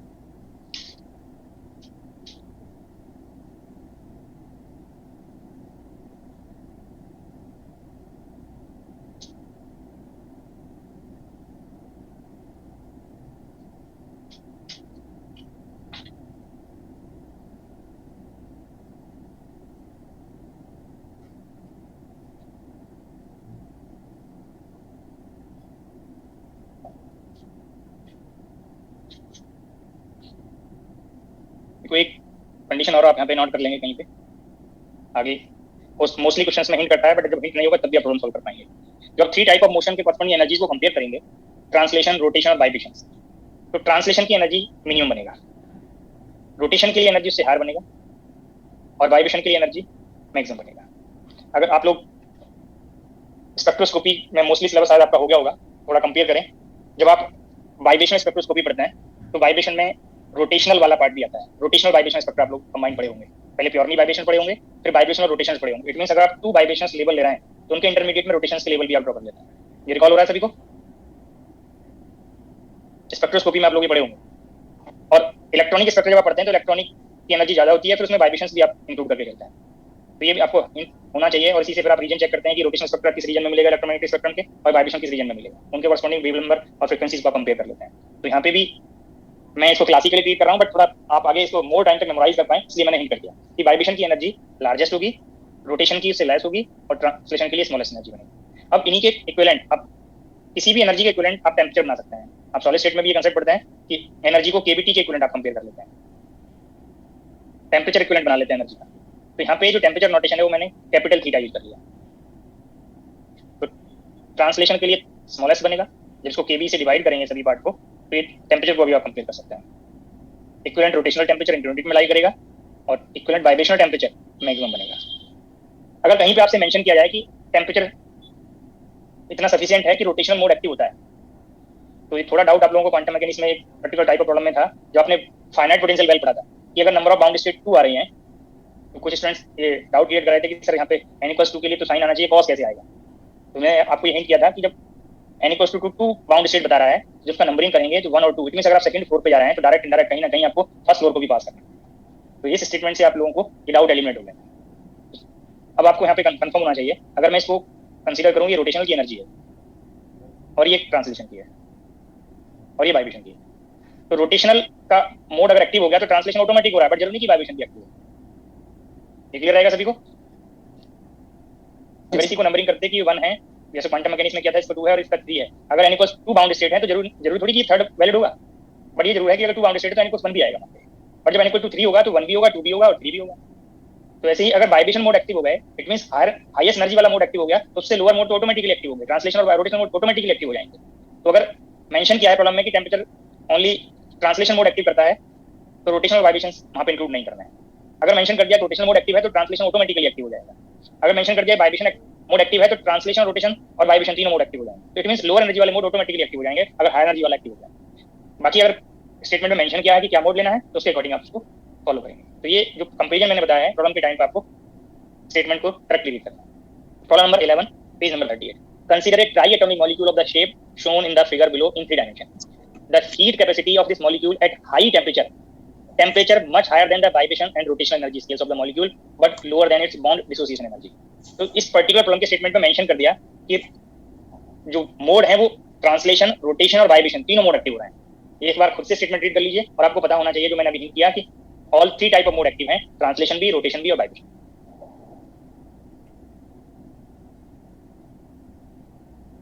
ट्राइएटॉमिक मॉलिक्यूल का शेप स्टेटमेंट में ड्रॉ किया हुआ है, तो ये सभी को हिंट हो गया कि नॉन लीनियर शेप है। टेम्परेचर इतना सफिशिएंट नहीं है कि ये बॉन्ड ब्रेक हो जाए, क्योंकि बॉन्ड ब्रेक होंगे तो यहाँ पे डिग्री ऑफ फ्रीडम 9 बन जाए, जो ट्रांसलेशन मोशन के लिए बनेगा। बट अगर बॉन्ड फॉर्म है, बॉन्ड प्रेजेंट है, तब डिग्री ऑफ फ्रीडम तो 9 होगा, बट उनमें डिफरेंट टाइप ऑफ मोशन के लिए होगा, ट्रांसलेशन के लिए, रोटेशन के लिए, वाइब्रेशन के लिए, जिनमें एनर्जी का कंडीशन वाइब्रेशन का रोटेशन ट्रांसलेशन से डिफरेंट है। इसलिए 9 डिग्री ऑफ फ्रीडम ट्रांसलेशन का हो और 9 degree of freedom rotation, vibration और ट्रांसलेशन के लिए आए, तो एनर्जी का कंडीशन डिफरेंट आएगा। तो यहाँ पे स्टेटमेंट में मेंशन है temperature much higher than vibration and rotational energy scales of the molecules but lower than its bond dissociation energy. अगर बॉन्ड डिसोसिएशन हो जाएगा तो ये जो ट्राइएटॉमिक मॉलिक्यूल है वो 3 इंडिविजुअल एटम में कन्वर्ट हो जाएगा, जिसके कॉरस्पॉन्डिंग 9 डिग्री ऑफ फ्रीडम बनेगा और वहां से एनर्जी 9/2 केवीटी बन जाएगा। बट जो प्रॉब्लम के स्टेटमेंट में मेंशन है उसके अकॉर्डिंग आप चेक करेंगे, ये प्रॉब्लम मैंने डिस्कस किया हुआ है। आप यहाँ पे चेक करिए, ट्राइएटॉमिक मॉलिक्यूल मैंने डिस्कस किया है नॉन लीनियर शेप, और नॉन लीनियर शेप के लिए consider triatomic molecule of shape shown in the figure below in 3 dimensions. The heat capacity of the molecule at high temperature much higher than vibration and rotation energy. तो आपको automatically confirm हो गया कि ये non rigid character वाला part लेना है। Vibration किसमें होंगे? नॉन रिजिड में। आप यहाँ पे कंपेयर कर सकते हैं 3 ट्रांसलेशन, इसका नॉन लीनियर शेप पे जाएंगे ये पार्ट पे, 3 ट्रांसलेशन का, 3 रोटेशन का और 3 वाइब्रेशन का। मैंने आपको ये एक्सप्लेन किया हुआ है, आप चाहे तो फिर से यहाँ पे फाइंड कर सकते हैं। 3 ट्रांसलेशन के लिए डिग्री ऑफ फ्रीडम है, तो 3/2 केबीटी ट्रांसलेशन के लिए एनर्जी बनेगा, 3 रोटेशन का है, 3/2 केबीटी रोटेशन के लिए, और 3 वाइब्रेशन, और वाइब्रेशन में ईच डिग्री ऑफ फ्रीडम का कंडीशन केबीटी होता है। ये मोर टाइम हिंट हो गया है, तो आप कंपेयर कर सकते हैं 6 केबीटी, और जब आप यहाँ पे heat capacity of single molecule find करेंगे, वन मॉलिक्यूल के लिए कितना कंडीशन है हीट कैपेसिटी का, तो del E by del T, तो ये 6 केबी, डी ऑप्शन रखना। तो जो पॉइंट्स मैंने पहले एक्सप्लेन किए प्रॉब्लम के लिए वो रिपीट होने पॉइंट्स, तो चाहे तो थ्योरी पार्ट से आप रेफरेंस ले लें या आप जो पॉइंट्स मैंने बताए उनको फिर से अप्लाई करें। Page number 10 problem number 29, statement को करेक्टली रीड करिए और अप्लाई करिए।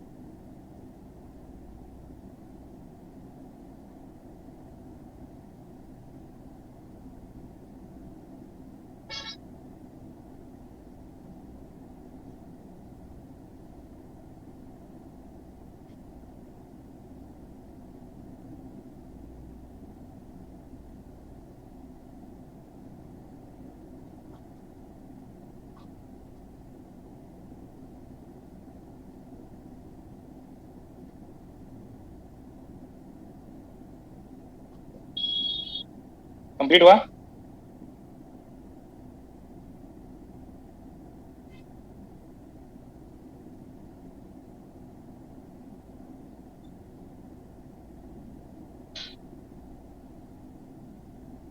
बोलिए। हाँ सर। हमको स्टेटमेंट में हिंट किया हुआ है डिग्री ऑफ फ्रीडम के regarding, A system of capital and non-interacting classical point particle is constrained to move on two-dimensional surface of a sphere. The internal energy of the system. पहले आपको यहाँ पे degree of freedom का idea होना चाहिए, फिर degree of freedom से system के लिए एनर्जीज आप फाइंड कर सकते हैं। अगर आपको ये स्फीयर ले रहे हैं और स्फीयर का रेडियस फिक्स कर दें, तो कार्ड सरफेस को स्पेसिफाई करने के लिए आपको 2 कोऑर्डिनेट्स की रिक्वायरमेंट होती है, 2 इंडिपेंडेंट कोऑर्डिनेट की रिक्वायरमेंट होती है, थीटा और फाई की। तो इसलिए यहाँ पे वर्ड यूज किया है 2 डायमेंशनल सरफेस, जबकि स्फीयर 3 डायमेंशनल होता है। तो 3 डायमेंशन में आपको ऑटोमेटिकली हिंट कर दिया कि स्फीयर का रेडियस अगर आप फिक्स कर देंगे, जो XYZ कोऑर्डिनेट में रिलेशन था उससे R वैल्यू फिक्स हो गया, ओनली थीटा और फाई वेरिएबल। तो 2 डायमेंशनल वर्ड इसीलिए यहाँ पे मेंशन किया है। तो एक पार्ट के लिए यहाँ पे जो पार्टिकल मोशन करेगा कर्व सरफेस पे तो फ्री मोशन करेगा, और फ्री मोशन के लिए ट्रांसलेशन पार्ट का जो मैंने हिंट किया था, या ओनली वहाँ पे सिर्फ काइनेटिक एनर्जी आएगा। ट्रांसलेशन वर्ड यहाँ से हटा दीजिए, ओनली काइनेटिक एनर्जी होगा। और काइनेटिक एनर्जी के लिए p² हम कंडीशन लेंगे, और इसमें पार्टिकल्स नॉन इंटरेक्टिंग है और n पार्टिकल्स ले रहे हैं, तो यहाँ पे एनर्जी ओनली काइनेटिक एनर्जी होगा। और क्वाड्रेटिक टर्म वाले पार्ट से फाइंड कर लें, चाहे डिग्री ऑफ फ्रीडम से आप यहाँ पे फाइंड कर लें। तो 2n degree of freedom system के लिए बनेगा, और ईच डिग्री ऑफ फ्रीडम का कंडीशन हाफ केवीटी है, तो n केवीटी कंडीशन आपको यहाँ पे फाइंड हो जाएगा।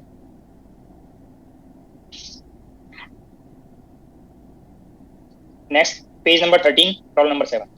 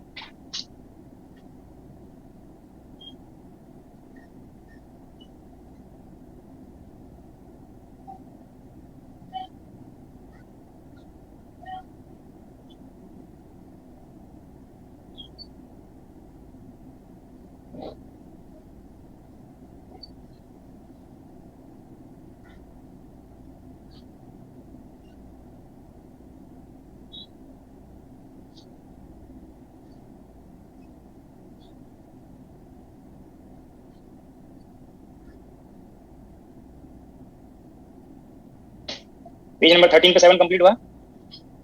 In low density oxygen gas at low temperature, only translational and rotational modes of the molecules are excited. Oxygen gas diatomic molecule O2, तो यहाँ पे मेंशन किया हुआ है ट्रांसलेशनल रोटेशनल, और यहाँ पे specific heat for one molecule find करना है। तो वन मॉलिक्यूल के लिए आप पहले एवरेज एनर्जी फाइंड करें। तो 3 ट्रांसलेशन के लिए डिग्री ऑफ फ्रीडम, और कंडीशन 3/2 केवीटी ट्रांसलेशन मोशन के लिए, और डायटोमिक मॉलिक्यूल लीनियर शेप होता है, तो 2 × half KVT condition rotation motion के लिए, और वाइब्रेशन यहाँ पे इंक्लूड नहीं करना है, स्टेटमेंट में मेंशन किया हुआ है ओनली ट्रांसलेशन रोटेशनल। तो ये आपको कंडीशन मिल गया यहाँ पे 5/2 केवीटी वन मॉलिक्यूल के लिए। और वन मॉलिक्यूल के लिए स्पेसिफिक हीट या हीट कैपेसिटी वर्ड आप चाहें जो यूज कर सकते हैं। तो आपको यहाँ पे वन मॉलिक्यूल का स्पेसिफिक हीट कैपेसिटी में कंडीशन फाइंड करना है। तो ये 5/2 केवी है। डी ऑप्शन करते हैं। Next problem, page number 15, problem number 3। Consider the CO molecules as a system of 2 point particles which has both translational and rotational degree of freedom। यहाँ पे भी मेंशन किया हुआ है ट्रांसलेशनल और rotational degree of freedom. By using classical statistical mechanics, the molar specific heat of the CO gas is given in terms of Boltzmann constant Kb। देखो यहाँ पे वर्ड तो यूज किया है मोलर, और मोलर अमाउंट जो आएगा वो आर में आता है। आगे हो सकता है कि आपको जो इस प्रॉब्लम के ऑप्शन में मिस्टेक है आगे रिपीट हो, जरूरी नहीं है। मैं भी पहले हिंट कर दूं, पहले रिजल्ट बता दूं, फिर आप ऑप्शन में मोर अप्रोप्रिएट फाइंड कर सकते हैं। तो CO मॉलिक्यूल्स यहाँ पे वर्ड यूज किया है, और CO मॉलिक्यूल पहले सिंगल मॉलिक्यूल के लिए फाइंड करेंगे, कार्बन मोनोऑक्साइड मॉलिक्यूल के लिए। तो सिंगल मॉलिक्यूल के लिए एवरेज एनर्जी स्टेटमेंट में मेंशन है ट्रांसलेशनल रोटेशनल मोड, तो फिर से ये 5/2 केबी आए, 5/2 केबीटी जो भी आपको यहाँ पे हिंट किया है। 3/2 केबीटी ट्रांसलेशन के लिए और 2 × हाफ केबीटी रोटेशन के लिए। अगर आप गैस में n मॉलिक्यूल्स ले रहे हैं, फॉर n CO मॉलिक्यूल्स,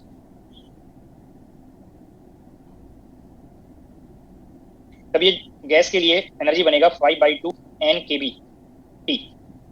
और गैस के लिए हीट कैपेसिटी फाइंड करें तो del U by del T at constant volume 5/2 n kB बनेगा। मोलर स्पेसिफिक हीट, अगर मोलर स्पेसिफिक हीट फाइंड करना है तो n को आप Na से रिप्लेस करेंगे, 1 मोल की कॉरस्पॉन्डिंग नंबर ऑफ मॉलिक्यूल से रिप्लेस करेंगे, तो मोलर स्पेसिफिक हीट बनेगा 5/2 Na kB जो R में आएगा। बट यहाँ पे R में कोई भी ऑप्शन प्रेजेंट नहीं है, तो जो रिजल्ट है फर्स्ट ऑप्शन में वो सिर्फ 1 CO मॉलिक्यूल के लिए। अगर आप यहाँ पे फाइंड करें तो ये CV1 है, स्पेसिफिक हीट फॉर 1 मॉलिक्यूल, ये 5/2 केबी बनेगा।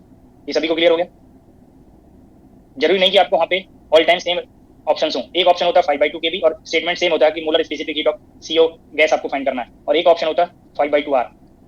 तो मोलर के लिए ये करेक्ट है और 1 मॉलिक्यूल के लिए करेक्ट, बट यहाँ पे 5/2 R प्रेजेंट नहीं है, इसलिए आप more appropriate result first option में सेलेक्ट कर सकते हैं। तो यहाँ पे ये ऑप्शन दिया हुआ है, बट करेक्ट बनना चाहिए 5/2 R। Next problem, page number 17, problem number 3। अब a temperature T0, the specific heat of a certain gas is approximately specific heat of a certain gas is approximately 3.5 R and is approximately 2.5 R below temperature T0। देखो यहाँ पे जो word use किया है specific heat, but R के terms में ये फिर से मोलर स्पेसिफिक हीट को ही कर रहा है, जिसको आप नोट कर सकते हैं 3.5 को 7/2 R और इसको आप नोट कर सकते हैं 5/2 R। और यहाँ से जब आप एनर्जी फाइंड करेंगे गैस के लिए तो ये 7/2 इन terms of number of moles nRT बनेगा, और 1 मोल के लिए 7/2 RT बनेगा, और ये एनर्जी 5/2 RT फॉर 1 मोल। अब यहाँ से आपको ये हिंट है कि यहाँ पे डिग्री ऑफ फ्रीडम को अगर आप ओपन करेंगे तो 3/2 RT ट्रांसलेशन के लिए, 2 × हाफ RT, मैं 1 मोल के लिए कंडीशन नोट कर रहा हूँ, जैसे पहले 1 मॉलिक्यूल के लिए नोट किया, और RT कंडीशन बाइबिशन। बट 5/2 को आप ओपन करेंगे तो 3/2 RT ट्रांसलेशन का और 2 × RT/2 रोटेशन का। यहाँ पे बाइबिशन नहीं। अब आप इजीली चेक कर सकते हैं, ये अगर R के प्लेस पे KB होता, 1 मॉलिक्यूल होता, तो ये मैंने एक्सप्लेनेशन आपको यहाँ पे बताया हुआ है, आप उससे कंपेयर करके रिजल्ट फाइंड कर सकते हैं। डायटोमिक मॉलिक्यूल में आप कंपेयर कर लीजिए, ये 3/2 KBT बाइबिशन एक्सक्लूड करके बताया है, और इंक्लूडिंग बाइबिशन आपको मैंने ये 7/2 KBT बताया। ये दोनों पार्ट रिलेट हो रहे होंगे जो प्रॉब्लम में मैंने पॉइंट नोट किए हैं। ओनली केबी के प्लेस पे R है क्योंकि अमाउंट चेंज हो रहा है, बट डिग्री ऑफ फ्रीडम वाले पार्ट पे जाएं अगर तो ये आपको इजीली रिलेट हो रहा है। तो टेम्परेचर के रेस्पेक्ट में आप यहाँ पे चेक कर रहे हैं, अगर टेम्परेचर T0 से हायर है तो वाइब्रेशन मोड भी एक्टिव हो रहा है, और वाइब्रेशन मोड एक्टिव होगा तो ट्रांसलेशन, रोटेशन और वाइब्रेशन तीनों पार्ट आएंगे। बट अगर T0 से लेस देन है तब ओनली रोटेशन और ट्रांसलेशन मोड एक्टिव हो रहा है, वाइब्रेशन यहाँ पे एक्टिव हो रहा है, और ये पॉसिबिलिटी सिर्फ डायटोमिक के लिए बताया हुआ है। और डायटोमिक एटॉमिसिटी आपको यहाँ पे कंफर्म हो गया इस इंफॉर्मेशन से, एटॉमिसिटी 2 है, और एटॉमिसिटी 2 है तो ऑप्शन में जाइए, आर्गन मोनोएटॉमिक है, कार्बन डाइऑक्साइड CO2 ट्राइएटॉमिक है, ओजोन O3 ट्राइएटॉमिक है, ऑक्सीजन O2 डाइएटॉमिक है। तो ये आपको कंफर्म हो गया कि वो आपको ऑप्शन में मॉलिक्यूल का नेम लेना है जिसका एटॉमिसिटी 2 हो, और वो सिर्फ फर्स्ट ऑप्शन है। सभी को क्लियर हो गया ये बात? Yes sir. Page number 19, problem number 20। A rigid triangular molecule consists of 3 non-collinear atoms joined by rigid rods. The constant pressure, molar specific heat of an ideal gas. देखो अब से पहले जितनी प्रॉब्लम मैंने हिंट किया शायद रियरली ही कहीं ideal gas word आ रहा होगा, बट यहाँ पे मेंशन कर दिया ideal gas of such molecule. Rigid triangular word से आपको कंफर्म हो गया कि नॉन लीनियर शेप बनेगा. Rigid non linear triatomic molecule. अब इस पार्ट के लिए आइए, आपको डिग्री ऑफ फ्रीडम बताया हुआ है 3 ट्रांसलेशन का, 3 रोटेशन का. तो यहाँ से एनर्जी आपको पता चल गया 3 kb, और यहाँ से आप CV फाइंड करेंगे तो 3 kb बनेगा. और आइडियल गैस मेंशन किया हुआ है. आइडियल गैस के लिए CP आप फाइंड कर सकते हैं मेयर फॉर्मूला यूज करके, CP - CV for 1 molecule kb. तो CP is CV + kb, that is 4 kb. अब अगर आप यहाँ पे मोलर स्पेसिफिक फाइंड करना है फॉर 1 मोल, मोलर स्पेसिफिक के लिए यहाँ पे अमाउंट 1 मोल का आपको यूज करना है. यही रिजल्ट Na से आप मल्टीप्लाई करेंगे, या पहले आप मल्टीप्लाई कर सकते थे, तो ये 4R में कन्वर्ट हो जाएगा. सी ऑप्शन करते हैं. या तो ये एनर्जी को ही 1 मोल के लिए पहले फाइंड कर लें, लास्ट में आप ये CP - CV R से रिलेट करके फाइंड कर लें, या पहले 1 मोल के इसके 1 मॉलिक्यूल के लिए CP फाइंड कर लें, 1 मोल में कन्वर्ट कर लें. चाहे जैसे आप सॉल्व कर सकते हैं.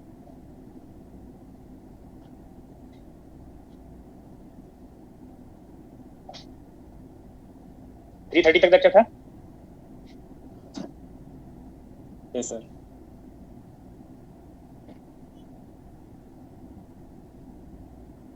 स्लाइड्स दिखा देता हूं एक बार.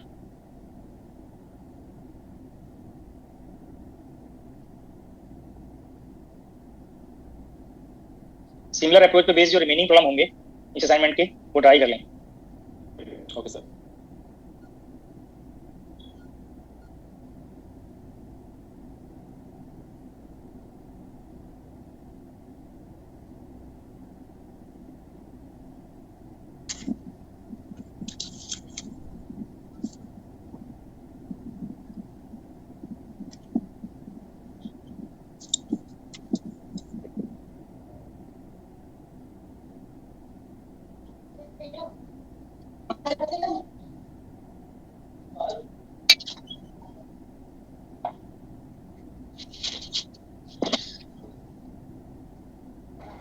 सर हाँ जी. सर मुझे आपने स्फेयर वाला क्वेश्चन कराया था जिसमें 2 डायमेंशन हम लेके चल रहे थे क्योंकि रेडियस कांस्टेंट होता है, तो अगर उसमें क्वेश्चन में मेंशन ना करे 2 डायमेंशन तो भी हमें 2 ही 3 कंसीडर करेंगे. उसमें जो स्फीयर है वो तो आप 3 डायमेंशन में पढ़ते हैं. स्फीयर तो 3 डायमेंशन में ड्रॉ किया होगा ना. Yes sir, but sir radius constant का कुछ नहीं है. तभी तो ये 2 डायमेंशनल स्ट्रक्चर बना है यहाँ पे. देखो डिग्री ऑफ फ्रीडम आप क्लासिकल मैकेनिक्स में पढ़े होंगे. डिग्री ऑफ फ्रीडम होता है कि किसी सिस्टम के कॉन्फ़िगरेशन को स्पेसिफाई करने के लिए आपको कितने इंडिपेंडेंट कोऑर्डिनेट की, जनरलाइज कोऑर्डिनेट की रिक्वायरमेंट है. तो यहाँ पे आप अगर कोई कंस्ट्रेंट इंपोज नहीं कर रहे हैं तो 2 डायमेंशन में आप सर्किल ड्रॉ करते हैं और 3 डायमेंशन में आप स्फीयर ड्रॉ करते हैं. क्लियर है? 3 डायमेंशन में स्फीयर 3 डायमेंशन वर्ड क्यों यूज कर रहे हैं? अगर कोई पार्टिकल स्फीयर पे मूव करेगा तो उसका डिग्री ऑफ फ्रीडम 3 कब होगा? जब x, y और z तीनों कोऑर्डिनेट इंडिपेंडेंटली वेरी करें. बट स्फेरिकल पोलर कोऑर्डिनेट में आप 3 न्यू कोऑर्डिनेट लेते हैं r, थीटा और फाई. अब कोई पार्टिकल इस स्फीयर के सरफेस पे, आउटर सरफेस पे, अब अगर ये रेडियस भी वेरिएबल है तब इसका डिग्री ऑफ फ्रीडम 3 आएगा, क्योंकि इसको आपको इसके कॉन्फ़िगरेशन को रिप्रेजेंट करने के लिए 3 इंडिपेंडेंट कोऑर्डिनेट चाहिए, एक r और एक थीटा और एक फाई. बट स्टेटमेंट में मेंशन किया 2 डायमेंशनल सरफेस. वो 2 डायमेंशन तभी बनेगा जब इनमें से कोई एक पार्ट को फिक्स कर दें, और फिक्स करने के लिए r को मैंने कैपिटल R कर दिया. ये अब कांस्टेंट हो गया. और कांस्टेंट होने से अब की बार आपको कितने कोऑर्डिनेट चाहिए? थीटा और फाई, 2 कोऑर्डिनेट चाहिए. जो इस प्रॉब्लम में 2 dimensional surface of sphere word use किया हुआ है. जो इसका स्फीयर का कर्व्ड सरफेस है ओनली उस पे मूव करना है.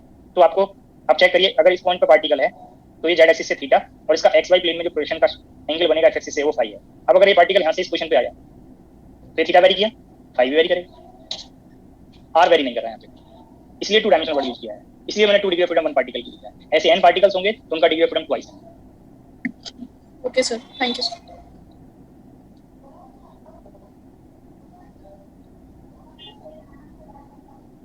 और पूछना है किसी को? जो 3 लेक्चर्स में अब तक मैंने डिस्कस किया है उसको जाके जरूर एक बार पढ़ लें. सर जो लास्ट में बताया आपने अभी, हेलो हाँ बोलिए सर, ये इसी वजह से सर वो वाई को नेग्लेक्ट किया उसने, वाई में degree of freedom rotational motion. किसकी बात कर रहे हैं? सर जो मूवमेंट क्या निकाला था ना, टू कंसेप्ट को मिक्स कर रहे हैं। अभी जो जिस कैंडिडेट ने भी पूछा था वो कोई और क्वेश्चन है, और जो आप पूछ रहे हैं वो कोई और कंसेप्ट है। आपको क्या पूछना है वो इंडिपेंडेंटली बताइए। सर जो वो बताया था आपने, जो मोमेंट ऑफ इनर्शिया जो निकाला था वाई के लिए, वो एक्स और जेड से नॉट इक्वल टू वाला बताया था ना, कौन सी अब स्लाइड? डायटोमिक मॉलिक्यूल को थोड़ी देर के लिए भूल जाए। ये स्फीयर है, इस स्फीयर का स्टेट डायमीटर के अबाउट मोमेंट ऑफ इनर्शिया आप निकालें, ठीक है, जो आपने 12th लेवल और ग्रेजुएशन लेवल पे निकाला होगा। क्या मेथड है वो थोड़ी देर के लिए भूल जाए, ठीक है। ये किसके टर्म्स में आएगा? रेडियस के टर्म्स में आएगा या नहीं? बोलिए। सॉलिड स्फीयर का जो मोमेंट ऑफ इनर्शिया इस डायमीटर के अबाउट आप निकालोगे, अब चाहे एक्स एक्सिस हो, चाहे वाई एक्सिस हो, चाहे जेड एक्सिस हो, सबके लिए सेम आएगा। वो फैक्टर थोड़ी देर के लिए भूल जाइए। इसका मास और आर स्क्वायर यही आएगा। ये कांस्टेंट फैक्टर को मैंने हाइड कर दिया। अब ये पार्टिकल पॉइंट पार्टिकल है, पॉइंट पार्टिकल कोई साइज नहीं है, तो रेडियस वैल्यू क्या हो गई? 0 हो गई। तो मोमेंट ऑफ इनर्शिया क्या बन गया? 0 बन गया। ये तो मैंने बताया पॉइंट पार्टिकल के कंसेप्ट से। क्लियर हो गया? एक पर्टिकुलर एटम का। अब मैंने डायटोमिक मॉलिक्यूल लिया। अब डायटोमिक मॉलिक्यूल में, क्योंकि अगर मैं इस स्क्रीन पर पॉइंट ड्रॉ कर देता तो किसी को नहीं समझ में आता कि डायटोमिक मॉलिक्यूल कहाँ है, क्या है। तो थोड़ा इसको विजुअलाइज करिए। ये इसका बॉन्ड लेंथ है। इस बॉन्ड लेंथ के रेस्पेक्ट में इसका जो साइज आप ले रहे हैं वो वेरी स्मॉल ले रहे हैं। आपकी बार पॉइंट पार्टिकल तो नहीं है वो, बट इसका जो साइज है वो स्मॉल है। अब आप ये बताइए, ये जेड एक्सिस है, ये एक्स एक्सिस है, और ये वाई एक्सिस है। अब इनका मोमेंट ऑफ इनर्शिया जब कैलकुलेट करोगे, जेड एक्सिस के बाद जब आप कैलकुलेट करोगे, तो अगर ये लेंथ एल है तो मास L/2 स्क्वायर, ठीक है। ये सर थोड़ी देर के लिए मैंने वो पार्ट छोड़ दिया जो डायमीटर के अबाउट इसका कंडीशन था। मैंने जस्ट इसका मास सेंटर ऑफ मास वाले पार्ट से निकाल लिया। इसको टोटल मास m इसके सेंटर मान लिया, और रोटेशनल एक्सिस से इसका जो परपेंडिकुलर डिस्टेंस है उसका स्क्वायर कर दिया, ठीक है। ये क्लियर करने के लिए मैंने आपको किया, दोनों पार्टिकल का सेम डिस्ट्रीब्यूशन है, ये ट्वाइस हो गया। यही रिजल्ट एक्स एक्सिस से भी आएगा। चेक कर लीजिए, एक्स एक्सिस से भी ये L/2 डिस्टेंस पे मास m है, और ये L/2 डिस्टेंस पे मास m है। अब आप वाई एक्सिस के अबाउट निकालिए, क्या ये डिस्टेंस इस L के टर्म्स में आएगा? ये टर्म बनेगा mr² ट्वाइस में। क्लियर है? बट ये r वैल्यू जो रेडियस ऑफ एटम है वो इस लेंथ के रेस्पेक्ट में वेरी स्मॉल है, तो ये नेगलेक्ट कर सकते हैं या नहीं कर सकते? Okay sir, thank you. Moment of inertia तो भाई मैकेनिक्स का पार्ट है। 12th लेवल, ग्रेजुएशन लेवल और क्लासिकल मैकेनिक्स, क्वांटम मैकेनिक्स और थर्मोडायनामिक्स में वर्ड आया moment of inertia, but calculation आप ये थिंक करें कि मैं ही आपको सिखाने लगूं तो फिर तो सिलेबस कभी नहीं हो सकता, और ना ही आपको एग्जाम में कोई बेनिफिट होना है। जैसे ही जो बेसिक पार्ट है या कोई और टॉपिक का पार्ट है वो वर्ड इसलिए रिलेट किया जाता है कि उससे हिंट लेकर आप उसको आगे कंटिन्यू कर पाएं। उसका मतलब ये नहीं कि उसको सिखाना भी मुझे ही है, ठीक है। नहीं तो ऐसे तो सारा मैथमेटिक्स नहीं मुझे ही पढ़ाना पड़ जाएगा। कोशिश ये करें जो मैं बोलता हूँ उसको मैं ज्यादातर स्क्रीन पर नोट भी कर देता हूँ, उसको अच्छे से सुने और नोट करके नोटबुक जरूर बनाइए। ज्यादातर कैंडिडेट अभी भी स्क्रीनशॉट पे ही रिप्लाई कर रहे हैं। जिस दिन मोबाइल आपका खराब होगा या जहां आपने सेव कर रखे हैं वो आपके पास नहीं होगा तो नोटबुक ही काम आएगा। तो हर मेथड का बेनिफिट, एडवांटेज और डिसएडवांटेज है। हार्ड कॉपी का अलग एडवांटेज है, ठीक है। तो जरूर नोटबुक बनाइए, उससे जरूर आपको ये पता चलेगा। जब अपनी कोई भी स्टेटमेंट, कोई भी पार्ट को एक बार अपने राइटिंग में नोट कर लेते हैं तो वो समझना आसान होता है, वो पढ़ना आसान होता है, वो आपको न्यू नहीं लगता। अभी आप स्क्रीनशॉट से पढ़ेंगे तो मेरी राइटिंग होगी, आपको नहीं पता होगा कौन सी चीज कहाँ पे है। जब आप खुद लिख लेंगे तो आपको पता चलेगा कि उसमें कितना पढ़ना है, ठीक है, क्या आपके हैबिट में है, क्या आपको रिवाइज करना है, तो कहाँ पे मिलेगा। तो जरूर एक बार नोटबुक जरूर बनाएंगे और उसको पढ़ें जरूर। ऐसा भी ना करें कि वो नोट सिर्फ किसी और के लिए ही बना रहे हो। ये स्टेटमेंट कई बार बोला हूँ मैं, आप अपने लिए तभी बनाएंगे जब उसको पढ़ेंगे, ठीक है। तो नेक्स्ट लेक्चर तक जरूर ये 3 लेक्चर्स के सिलेबस को एक बार जरूर पढ़ लें, जरूर रिवाइज कर लें। Okay sir. Thank you sir. Next okay, thank you sir.